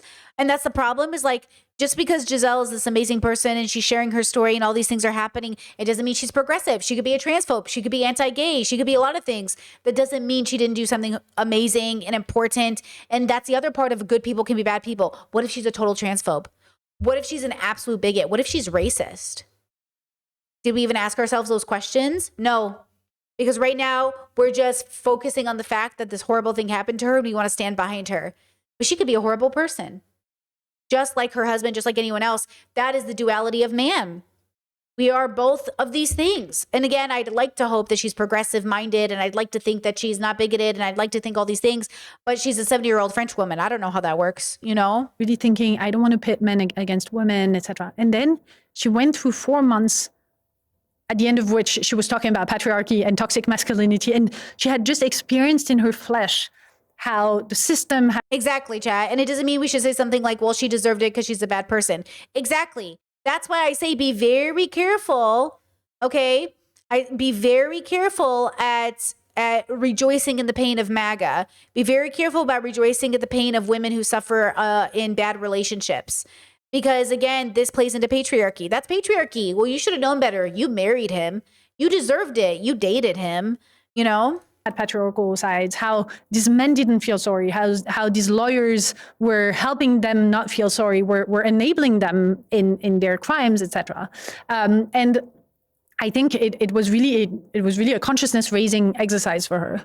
But also, what is fascinating about what she did is that, you know, her husband, one thing that strikes me is that he only talks about her, even during the trial. He never calls her by her name. She is only my only love, my saint, my absolute love. I spit on you. Okay? I spit on you. So she's this abstract figure of perfection. And by the way, we know that there's this sort of trope of, I'm going to kill the woman for the love I have for her. This is a very old trope of men with women. And these 50 other men that were trialed, they just saw her as a body or a thing. And she claimed her name. She, you know, it used to be a trial. It used to be the Pellicot trial because of Dominique Pellicot. But now for everyone, it's the Gisèle Pellicot trial. She got a first name. Her last name became her last name, not his. And it's very interesting because in philosophy, so Simone de Beauvoir in That's a great point. Second Sex talks about... Remember when Bill Cosby was being accused by all those women and people said they're just trying to get famous? God bless, I can't remember one woman's name. I just remember his. Yeah. That's why we've been saying like Adriana Smith, the woman who died and then was basically kept alive as an incubator. We say her name because often her name wasn't used. It was just woman kept alive on incubator, or women kept alive as incubator, or woman kept, it's Adriana Smith, like she's a person. She has a name, she has a family, she has a background, she has a history. This is why we say people's names, because they just become a headline. Oh, this person here, somebody here. No, there's so much in a name. A name is so sacred, right? How women are seen in a sort of general way. They're always a woman, you know, like you have we see it on the news when we're told, oh, Peru has a female prime minister, or a woman got named at the head of the World Bank or something like that. So it's always a woman. And what Beauvoir says is we need to fight sexism by recognizing women are as singular human beings. And that's exactly what Gisèle managed to do. She became a singular human being that had a name, a last name, and a story, because this is what she does in her book. She tells the story of her life. She narrates herself as a full subject with a singular, specific... I wonder if that played a role in a sense about her daughter also being involved, because it became about Gisèle, and it's kind of hard to share. I don't want to say share the spotlight negative, but kind of like it tears the narrative apart. We can get behind one person. Getting behind 2 changes the story. Getting behind 100 changes the story. It's almost easier for us to get behind one person than it is thousands, because once it's thousands, it's like a blur. You know? And so I wonder if there's some psychology going into this as human beings as well, something we should keep in mind ourselves. Do we struggle? When it's a smaller number, is it easier to care than when it's a bigger one? History. And that is exactly the counter move of patriarchy, which is why, so this is how the shame changed sides, is that instead of being voiceless, she managed to have not only a voice, but her voice, her own voice. What does it change? I mean, Beauvoir was writing decades ago. And so what does it change in the fight against violence against women, for example? If your book paints the bleakest of pictures about the men, not all men, who are willing and able to go and rape a comatose woman lying on a bed, and yet still be in denial, still be quite sort of cocky and sort of arrogant and in their not willing to be held accountable. So are we left with the idea that unless men want to stop raping women, it will never happen? So, I mean, we can look at it the Giselle's way. You know, her book is an optimistic book. It's about joy. It's about renewed hope. Hold on. This is why they'll say it in my chat sometimes, like when I really bring out the mean men, they'll say, women are lucky we don't rape them. Women are lucky we gave them the right to vote. Women are lucky that men don't just put them all in cages. Thanks to men, women have rights. And I do believe billions of men believe this. And I think if those billions of men got together, well, I think they do get together, and I think it looks like a lot of the world. But I think a lot of women are also in these positions where they're engaging with these men or trapped by these men, or they're kidnapped by these men, enslaved by these men. And so they're now in survival mode as well.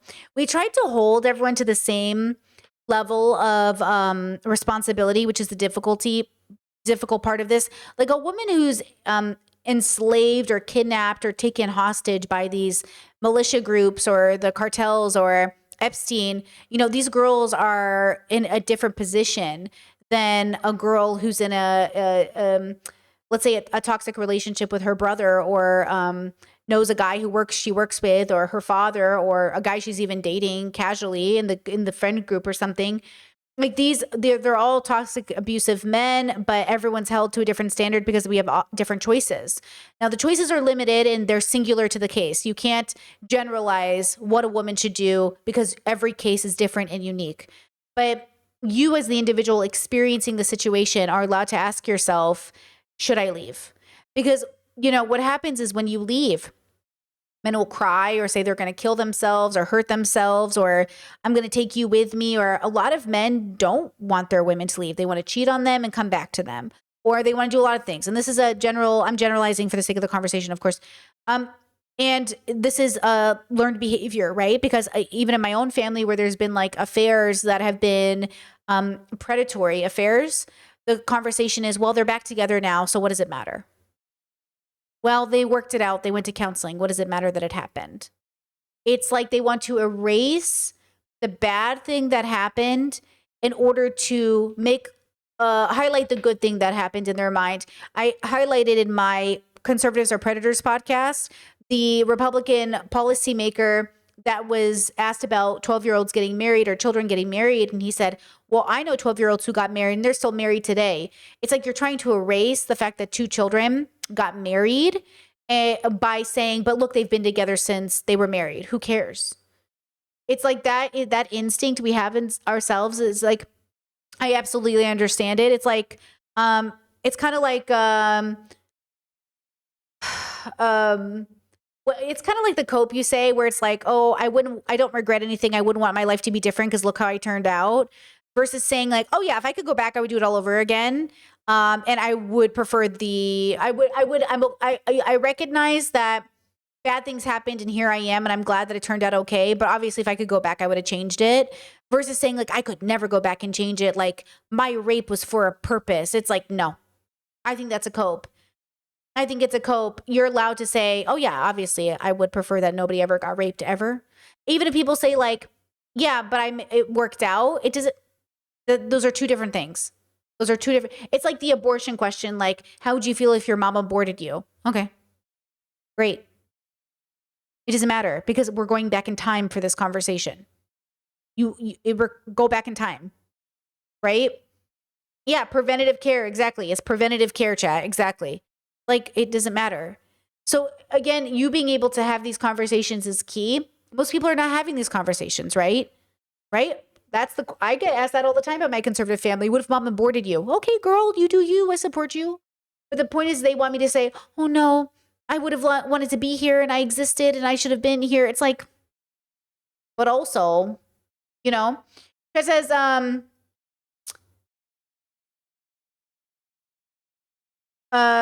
Should never thank anyone for having basic bare minimum self-control. No one should have to be thanked for having morals either. But usually if those morals are embodied, the thanks are not required. Exactly. That's what you're looking for. You want to be able to say, you want to do the right thing just because. That's why the praising of the hero, I think the hero is a myth created by patriarchy. So mediocre men feel good about themselves. I really do believe that, because what do you need praise for doing the basics for? Now, obviously, if it's really hard for you or something is really difficult or it really took a lot of courage to do something, sure, I'll be like, wow, amazing. But if you claim to be where you're at in life and you do the right thing, why are you looking for praise? Don't praise me because I did the right thing. Like, if anything, I'm upset you guys didn't show up. And I've been in those situations. I've been in medical emergency situations where none of the men stood up to do something about it. And I was the only one who did something about it. And I was with even one of my brothers that day. And I was like, do you know what to do? And he's like, no. And I was like, I know what to do. And I was the only person who stood up and did something. And I turned around and I looked at the group of men and I said, none of you did anything. None of you did anything. And this is what it is like to be in that position every day, all the time.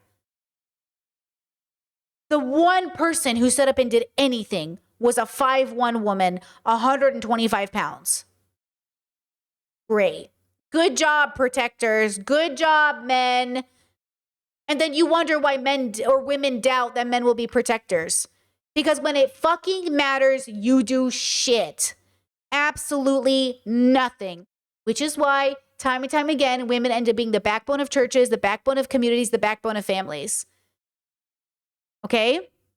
I'm not saying they're perfect. I'm using a generalization. If you fall into this category, you know, you know. Okay? If you know, you know. Etc. So it's from the inside, the story of a possible reconstruction. So that in itself is a source of hope. I have the sad work of being the outsider that describes how it even happened, how it was made possible. But I think what I do in the book is that I'm not just writing a sort of abstract objective philosophy book. I write a lot in the first person about what it does to me. And I think one of the things I experienced in this courthouse is the strongest feeling of women's solidarity I've ever felt in my life. And that, I'm an academic, feminist academics talk a lot about, can we even say we the women? Is there even a we? Like, women's lives are very different. But, Gisèle Pelicot, she received thousands of letters from everywhere in the world every day. So she really says she received letters that were addressed as Gisèle Pelicot, Avignon. It was just the address and it got to her.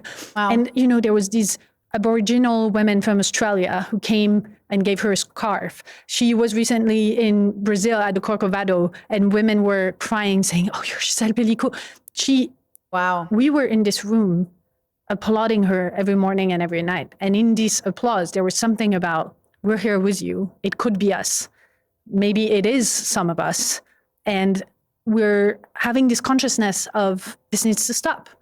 And I think, this is the thing about chemical submission and about her case, that people think, I hear some people say, oh yeah, it's gotten really bad, sexual violence. I'm like, no, it's always be like that. It's just that finally we get to talk about it. Exactly. Oh, it's getting really bad. It's not getting really bad. Okay? It's always been bad. The cases of chemical submission in the UK. If anything, it might be getting slightly better, barely, not even, but like maybe a little bit better with like pro-sex education and sex positivity and like progressive values, maybe, but it's been bad. Like, who knows if we would have heard about it without the Pelicot trial. Right now, there are cases in Germany, in France, in the US, in the UK. Suddenly people acknowledge, they are husbands who drug their wives and their daughters to rape them. And I would expand on this, chat. You said the dream is not a hero, but a soldier. The hero operates outside the social structures. The soldier operates within them. Yeah, but then in America, the way they sell you on being a soldier is by being a hero. They tell you the greatest way to be a hero is, I'm an American soldier. It's the idea of like selling you patriotism by being a hero for this country. You're a goddamn hero. You're a goddamn hero. In America, that is the sell. Be a soldier, be a hero. Fall in line, save your country. Wear the badge, wear the vest, do the right thing, protect your neighborhood. Right? So I do think it still stems from the hero complex. There is also this strong feeling that it has to stop. I mean, we're running out of time, but I do want just a couple more really quickly if I can. You talk about, all of the women there looked at Giselle and thought this could be me. Are enough men looking at the men and thinking, could this be me? So the whole book, so that's why I call my book Living with Men, is that I wanted it We got to read this book. to be like, guys, we need you, and I haven't heard you enough. We haven't heard you enough. And I don't want men to be Like I said, the best kind of man to marry, if you're going to marry a man, is one who understands men as a system and really, really understands, like, there is a deep problem. I will even use the word, like, maybe even hates men a little bit. I'm going to show you a public offender TikTok after this to make it make sense.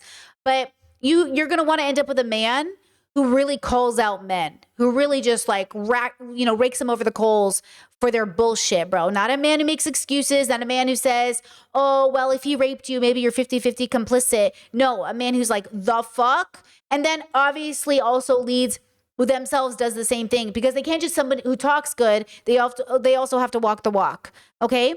So you also have to make sure that same man that you're married to walks the walk. Not that you're in charge of making him do that, but just make sure that you can't give him excuses. Make sure you don't write your man off. Oh, my man is different because even though, he's a little fucked up, he talks the talk. No, he needs to walk the walk.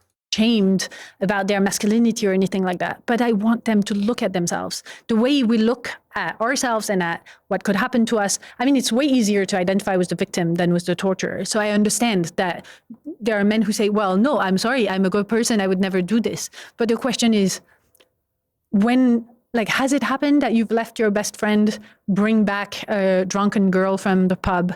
Have you turned a blind eye to sexist jokes? Have you let other women be made uncomfortable by things that happened, etc.? Like, the only way... Shared private nudes that women sent you specifically with other men? That's one. How many of you... Listen. I understand. I'll tell you this. Here's the different context that I think is different. If a guy sends you an unsolicited dick pic, you might show your girlfriends. Like, what the fuck did he just send me?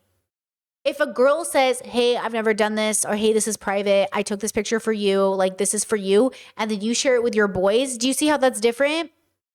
You see how one is her vulnerable and giving you something personal, and the other one is a guy breaking someone's consent and then sharing a dick pic? Your dick pic is not protected. I didn't ask for this. I'm showing everybody. Not literally, but there is a difference, okay? Versus a girl. Now, I understand. One time I used to have a Snapchat for my viewers, like a PG Snapchat, like PG, okay? Like just normal fucking Snapchat. And one time a couple sent me a video and they were like having sex. And I was like, whoa. And I blocked them and I wrote them a message on Patreon. I said, hey, don't fucking ever send that to me. Or maybe I sent it on Snapchat. I don't remember. But I said, hey, you can't send this to me. I did not consent to this. And they were like, oh, well, I thought you were like a BDSM, or I thought you were cool. And I was like, what? They're like, well, aren't you bisexual? And I was like, what do any of those things matter? There is a group of people that think because you are sex positive or sexual or whatever else, that they are entitled to send you things unsolicited. No. Why the fuck would I want to see this? And like, that was many years ago, 8-9 years ago, maybe that happened. Maybe not that, maybe like 7-8 years ago. I just remember thinking like, what the fuck is your problem? And I was so angry. And I remember them, I know that bubble. I know that bubble that feels entitled to being like, oh, you're really out there, right? Like so you must love this. It's the same idea that people don't think you can rape sex workers because they want to have it. Or you can't rape your wife because she's like, there's an obligation there. It's the same line of thinking. It's the same, oh, you must want it because you're naked on the internet. Oh, you must want it. You're a sex worker. And by the way, I wasn't even a sex worker then.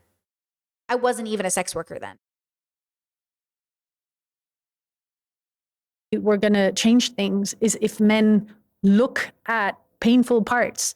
And the problem is that just as much in the Epstein case as in this case, people say, oh, we didn't know.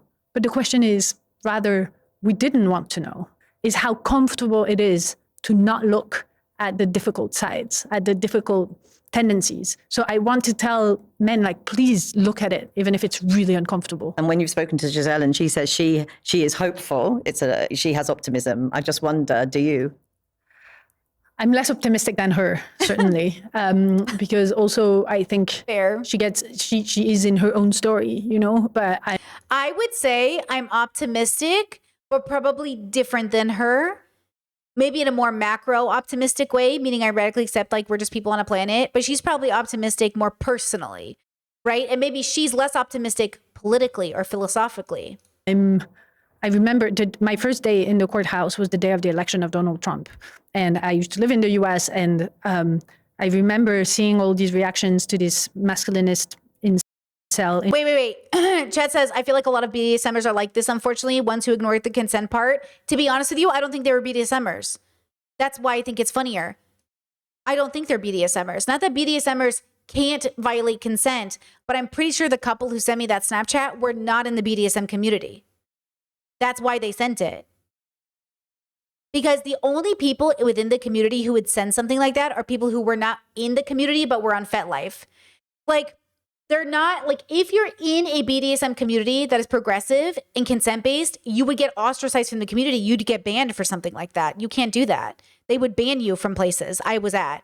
If you were playing at the dungeons I was playing at, you would get banned for something like that. Banned. But if you're on FetLife or on an online forum, those guys are the worst. But if you're in an actual community, in a physical space, oh, you can't be doing stuff like that. You're going to get in trouble because reputations go, people are going to know. Influencer Nick Fuentes, who had tweeted, "Your body, my choice," you know? Yep, Nick and Fuentes. I was in this courtroom seeing the tweets, like all these manosphere retweeting "Your body, my choice," and seeing all these videos about her body, their choice. It kind of contained my enthusiasm and my optimism about the future. And just to be clear, your body, my choice is men claiming. Okay, I'm optimistic about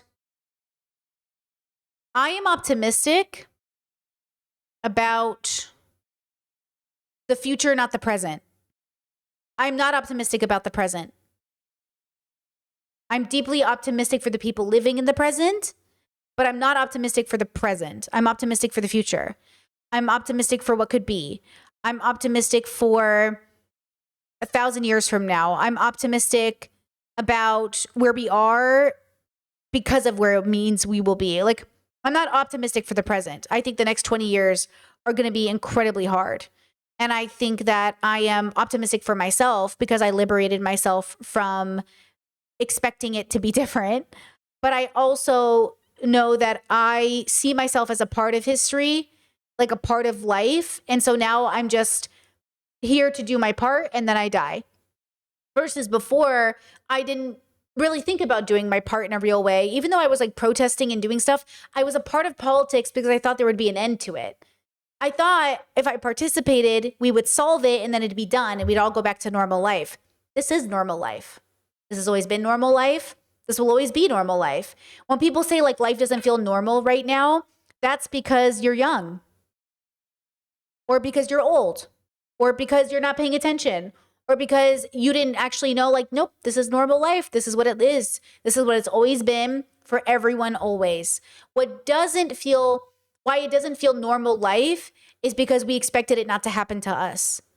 Tragedy, hard economies, bad things, they happen to other people. But when they happen to us, we're like, oh, this doesn't feel like normal life. On the macro, it is normal life. On the micro, it's not normal, expected, common for you. And that's okay to feel like this is a normal life. But it is a part of being a person on the planet, and therefore it is normal life. It goes through seasons, it goes up and down. When it rains, it pours, all of that stuff. And when it's good, it's great. Okay, when it's good, it's great. But free yourself from this idea that, you aren't just a part of, and allow yourself to take a breather because you are just a part of. And then see how beautiful that is that you are a part of. See how you are a part of something. It is bigger than yourself. But the coolest part about being a part of something bigger than yourself is you get to experience it. And you have a lot more choice than you think you do.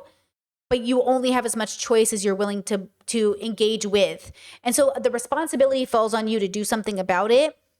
But it's not something you can just logic. It is something you have to embody. So like, don't beat yourself up because you're not there yet. Don't beat yourself up because you're like, why aren't I happy? Why don't I love my life? I was just catching up with a friend and they're like, I hear you. Like logically, I get you. I'm not there. And I was like, you don't have to be there. I know you want to be there, but you don't, it will happen when it happens. As long as you're doing the work, and they are doing the work. Now it's just a matter of time. It's like, you know how we forgot the art of working on my partner was just telling me the other day about Mona Lisa, Da Vinci, and how long it took Da Vinci to do all his paintings. And he only had like 20 paintings in his lifetime. And we were laughing about, man, this thing, like apparently the Mona Lisa is not a finished project. And I was thinking about that idea, like the Mona Lisa is not finished, or like this idea of like, oh, it took 10 years or 6 years or 10 years or 15 years. Like you're never finished, but at one point you have to be. And that's the same thing with life. Like you're going to die before you might feel finished. Some of us will die before we're finished. That's okay. You know?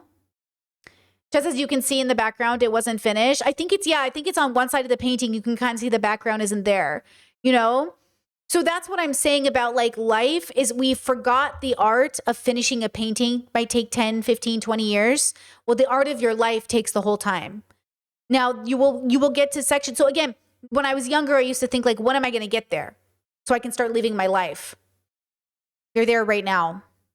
And that's really hard to accept because you thought it would look different, because you were promised through media and in the world, you were promised by even maybe your parents or what you heard that it was supposed to look different. But it can look different the moment you accept that it's exactly the way it was supposed to be. The world, I'm going to sneeze, is exactly the way it's supposed to be. And when we accept that about the world, it can finally have the chance to change. Yeah. So it's men that are reusing this feminist slogan of my body, my choice, in saying now that Trump is elected, you see, we're going to go back to the good old times of your body, my choice. And I think we need to be careful about optimism. And just finally, everyone talks about it is about how we bring up our boys, mothers and fathers. We need to be careful about naivety and ignorance, not about optimism. Like we need to be careful about giving people, we need to be careful about tolerance. We must tolerate when appropriate and be clear when you need, like otherwise. I think the fault I have had in my life too is that, because I remember when I came back to the internet to do philosophy stuff, I didn't want to make prescriptions. I didn't want to tell people what to do with their lives. It wasn't working. So instead I came back and I was like, okay, whatever, bro, you're on a journey. And I think that's true. But the dilemma is that people read that as you agree with me or you think I'm a good person. And I was like, everyone's a good person. You're not special. But everyone's a bad person. So you're also not special. And then some people are like, Brittany, don't say good or bad. Say this. We are just what we are. Do something about it or don't. But you know. You do know, whether you know it or not, you do know. And that's why when we watched that that round table yesterday of that older man in his 70s saying like, I didn't know what I didn't know. You didn't know, but you knew. And those two things are true all of the time. I knew I was in a toxic relationship, but I didn't know. I didn't know. But I knew. But I didn't, I promise you I didn't know. But I knew. Because if I wasn't, then why was I crying every night and self-harming? If I wasn't in a toxic relationship, why was I calling my sister, my bestie on the phone at 2 a.m. all the time saying like, what am I doing with my life? What am I doing with my life? You know, but I didn't know. But I knew. But I was also the happiest I'd ever been. I was experiencing things I'd never experienced before. I was having my first foursomes and sex with women and doing like these amazing adventures and traveling. And I was having the most amazing experiences. I fucking wanted to kill myself every night. I was working 2 jobs. I was hopeful for the future, right? So like, you know, I didn't know, but I knew, you know? And so we have to think about those things, you know? Because as optimism is kind of ableist or deceiving because sometimes you're not aware of what is good because you're being too obsessed about the misery.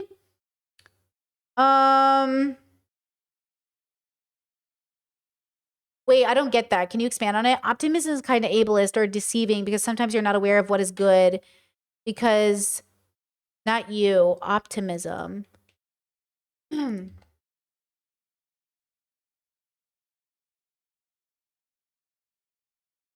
I just see optimism as like being hopeful. But not everyone can embody optimism because of mental health, if that's what you mean, for sure, or philosophical health. Like it'd be really fucked up to be like, hey, you're depressed and suicidal, just be optimistic. Is that what you mean? Optimism is definitely a relationship. You have to definitely have a good relationship with it. Like I wouldn't say I was always optimistic. I would say I went through motions. I was always optimistic throughout my life, but I did go through moments of not having optimism and I became very nihilistic and cynical. But that wasn't working either. And my life was worse when I was that way. You know? So is that what you mean? You said, I understand that Chatter could be saying optimism is hard because of disability. Yeah, optimism is definitely a skill. You have to have a relationship with it. And it has to be something you really believe. Like it's almost like a moral positioning. You know? Optimism is a hope. It's saying, I'm going to open Pandora's box and all the evils of the world are going to come out, but at the very bottom, there's going to be hope. Rather than something, because like we know the world can't be perfect, right? I think that's the thing, right, chat? Chat says, I think saying being optimistic and forgetting about the difficulties, like denying, makes it ableist and deceiving. I think the problem is I don't think that's what optimism is. Optimism is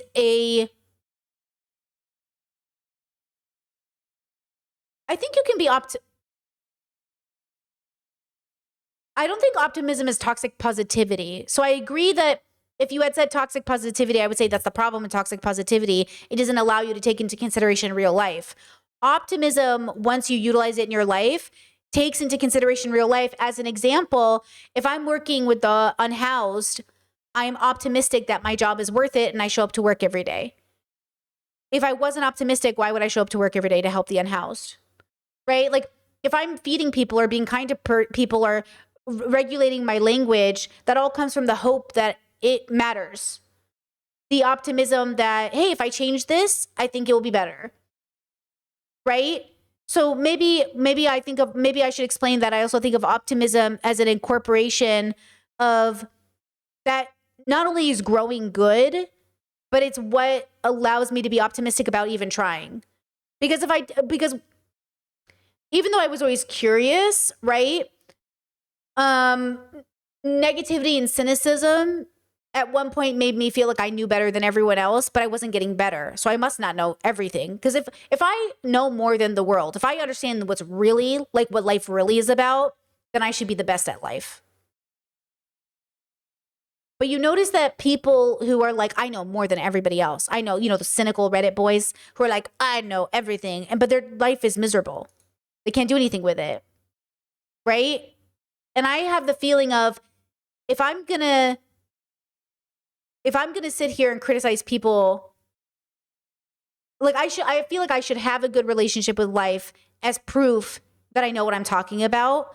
But I have to be honest about that relationship with life and not fake it. Because a lot of these boys fake it, right? Right? Chad says, I'm not saying I think you shouldn't be optimistic for sure. And I agree with you. I think I'm allowing people to have a different relationship with the word because I think you're right that it's been co-opted, right? I think it's been co-opted by people like capitalistic self-help gurus who are like, just be toxic positive, just be optimistic. You cannot just be optimistic. It's not an act you're putting on. It's a belief. It's a deeply held belief that stems from a radical acceptance that I'm just an animal on a planet. What do I have to be not optimistic about? If I accept that I'm an animal on the planet, like if I die today, may my flesh be sustenance for you, right? If a bear kills me, I hope you were well fed. That kind of a thing. Even though it'd be devastating. Could you imagine how horrible it'd be to die by a bear? Right? But like, I understand how that plays out. Maybe I'd be less optimistic that I would get out of a kidnapping situation. But I would be optimistic that, should I die here, I will be fulfilled. Maybe the optimism is also personal, right? That I radically accept that should I die here, that I'm okay with it. Maybe. Something like that, Maybe I just see optimism as like acceptance in a sense, maybe something like that, you know? Yeah, that's interesting. Good chat. I think that was a good like, yeah. Chad says it was a big bubble pop when you said you don't take advice from people who don't seem joyful or just successful in the area where they are giving advice, like for working out. Yeah, I don't want to hear anyone who hasn't done it talk about it, because I do think it's a cope, and I think it's a capitalistic tool.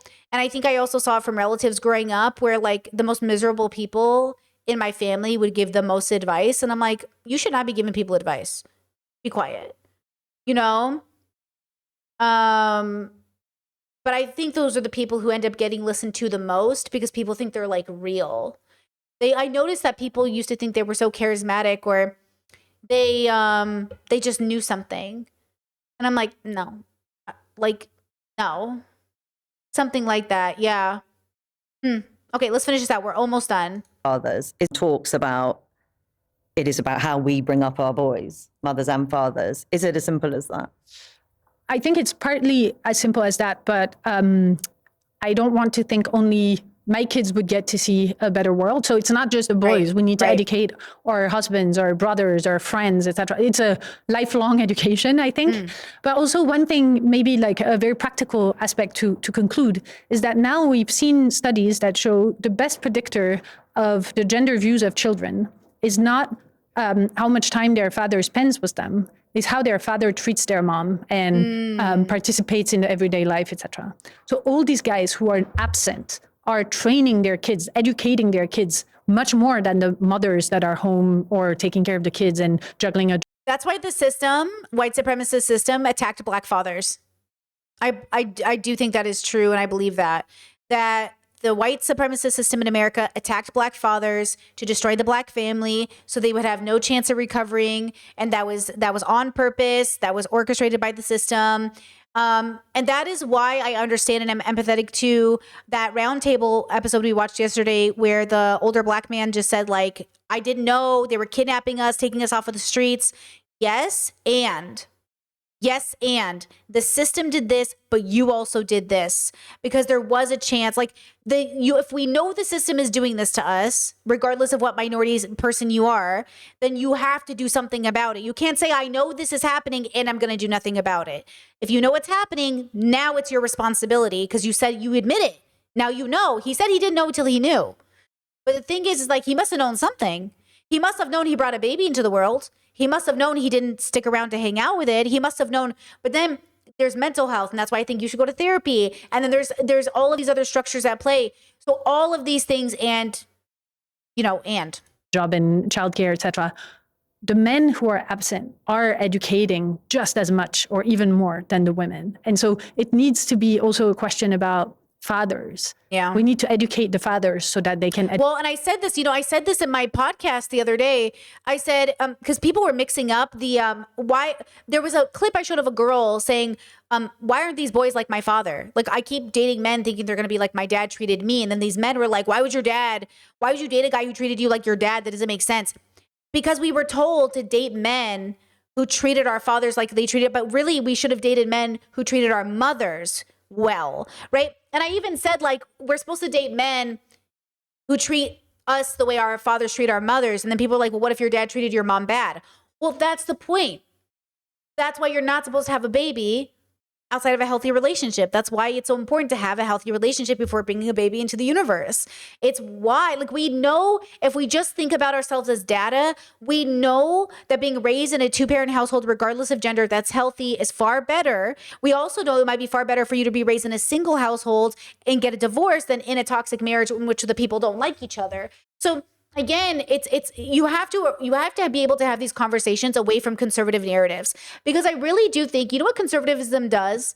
It disallows us from having the real conversation because we're too busy saying, I'm not conservative, I'm not conservative, I'm not conservative, which doesn't allow us to ever get to the fucking point, because everyone is so fucking triggered about what conservatism has done to us, what religious units have done to us, that we can't even start talking about accountability because you're afraid I'm signaling something from Republicans. And I'm saying, Jesus Christ, regardless of what Republicans might be or could be right about, fuck them. You still have to be accountable to your family. You still have to get up and go to work. Like, we have to do things. We have to be good to our kids. We have to get educated. We have to go to therapy. And and that's the problem is like we can't, that's why progressive circles I am in that are small and very safe space away from conservatives, we get the most done. We get the most done. We really do, because we already filtered out for all the conservatives. Now let's focus on what now. And that's why I think it's so hard, because we're not only battling our ghosts and our traumas, we're battling each other because, XYZ. I think we're just there. I think there's a few more seconds. Hold on. Educate the boys. Professor Manon Garcia, thank you so much for talking to us. Thank you for having me. Okay, that was it. Now let me link this video because I think it's so important you guys go like it, maybe, share it, show it to people. It's so good.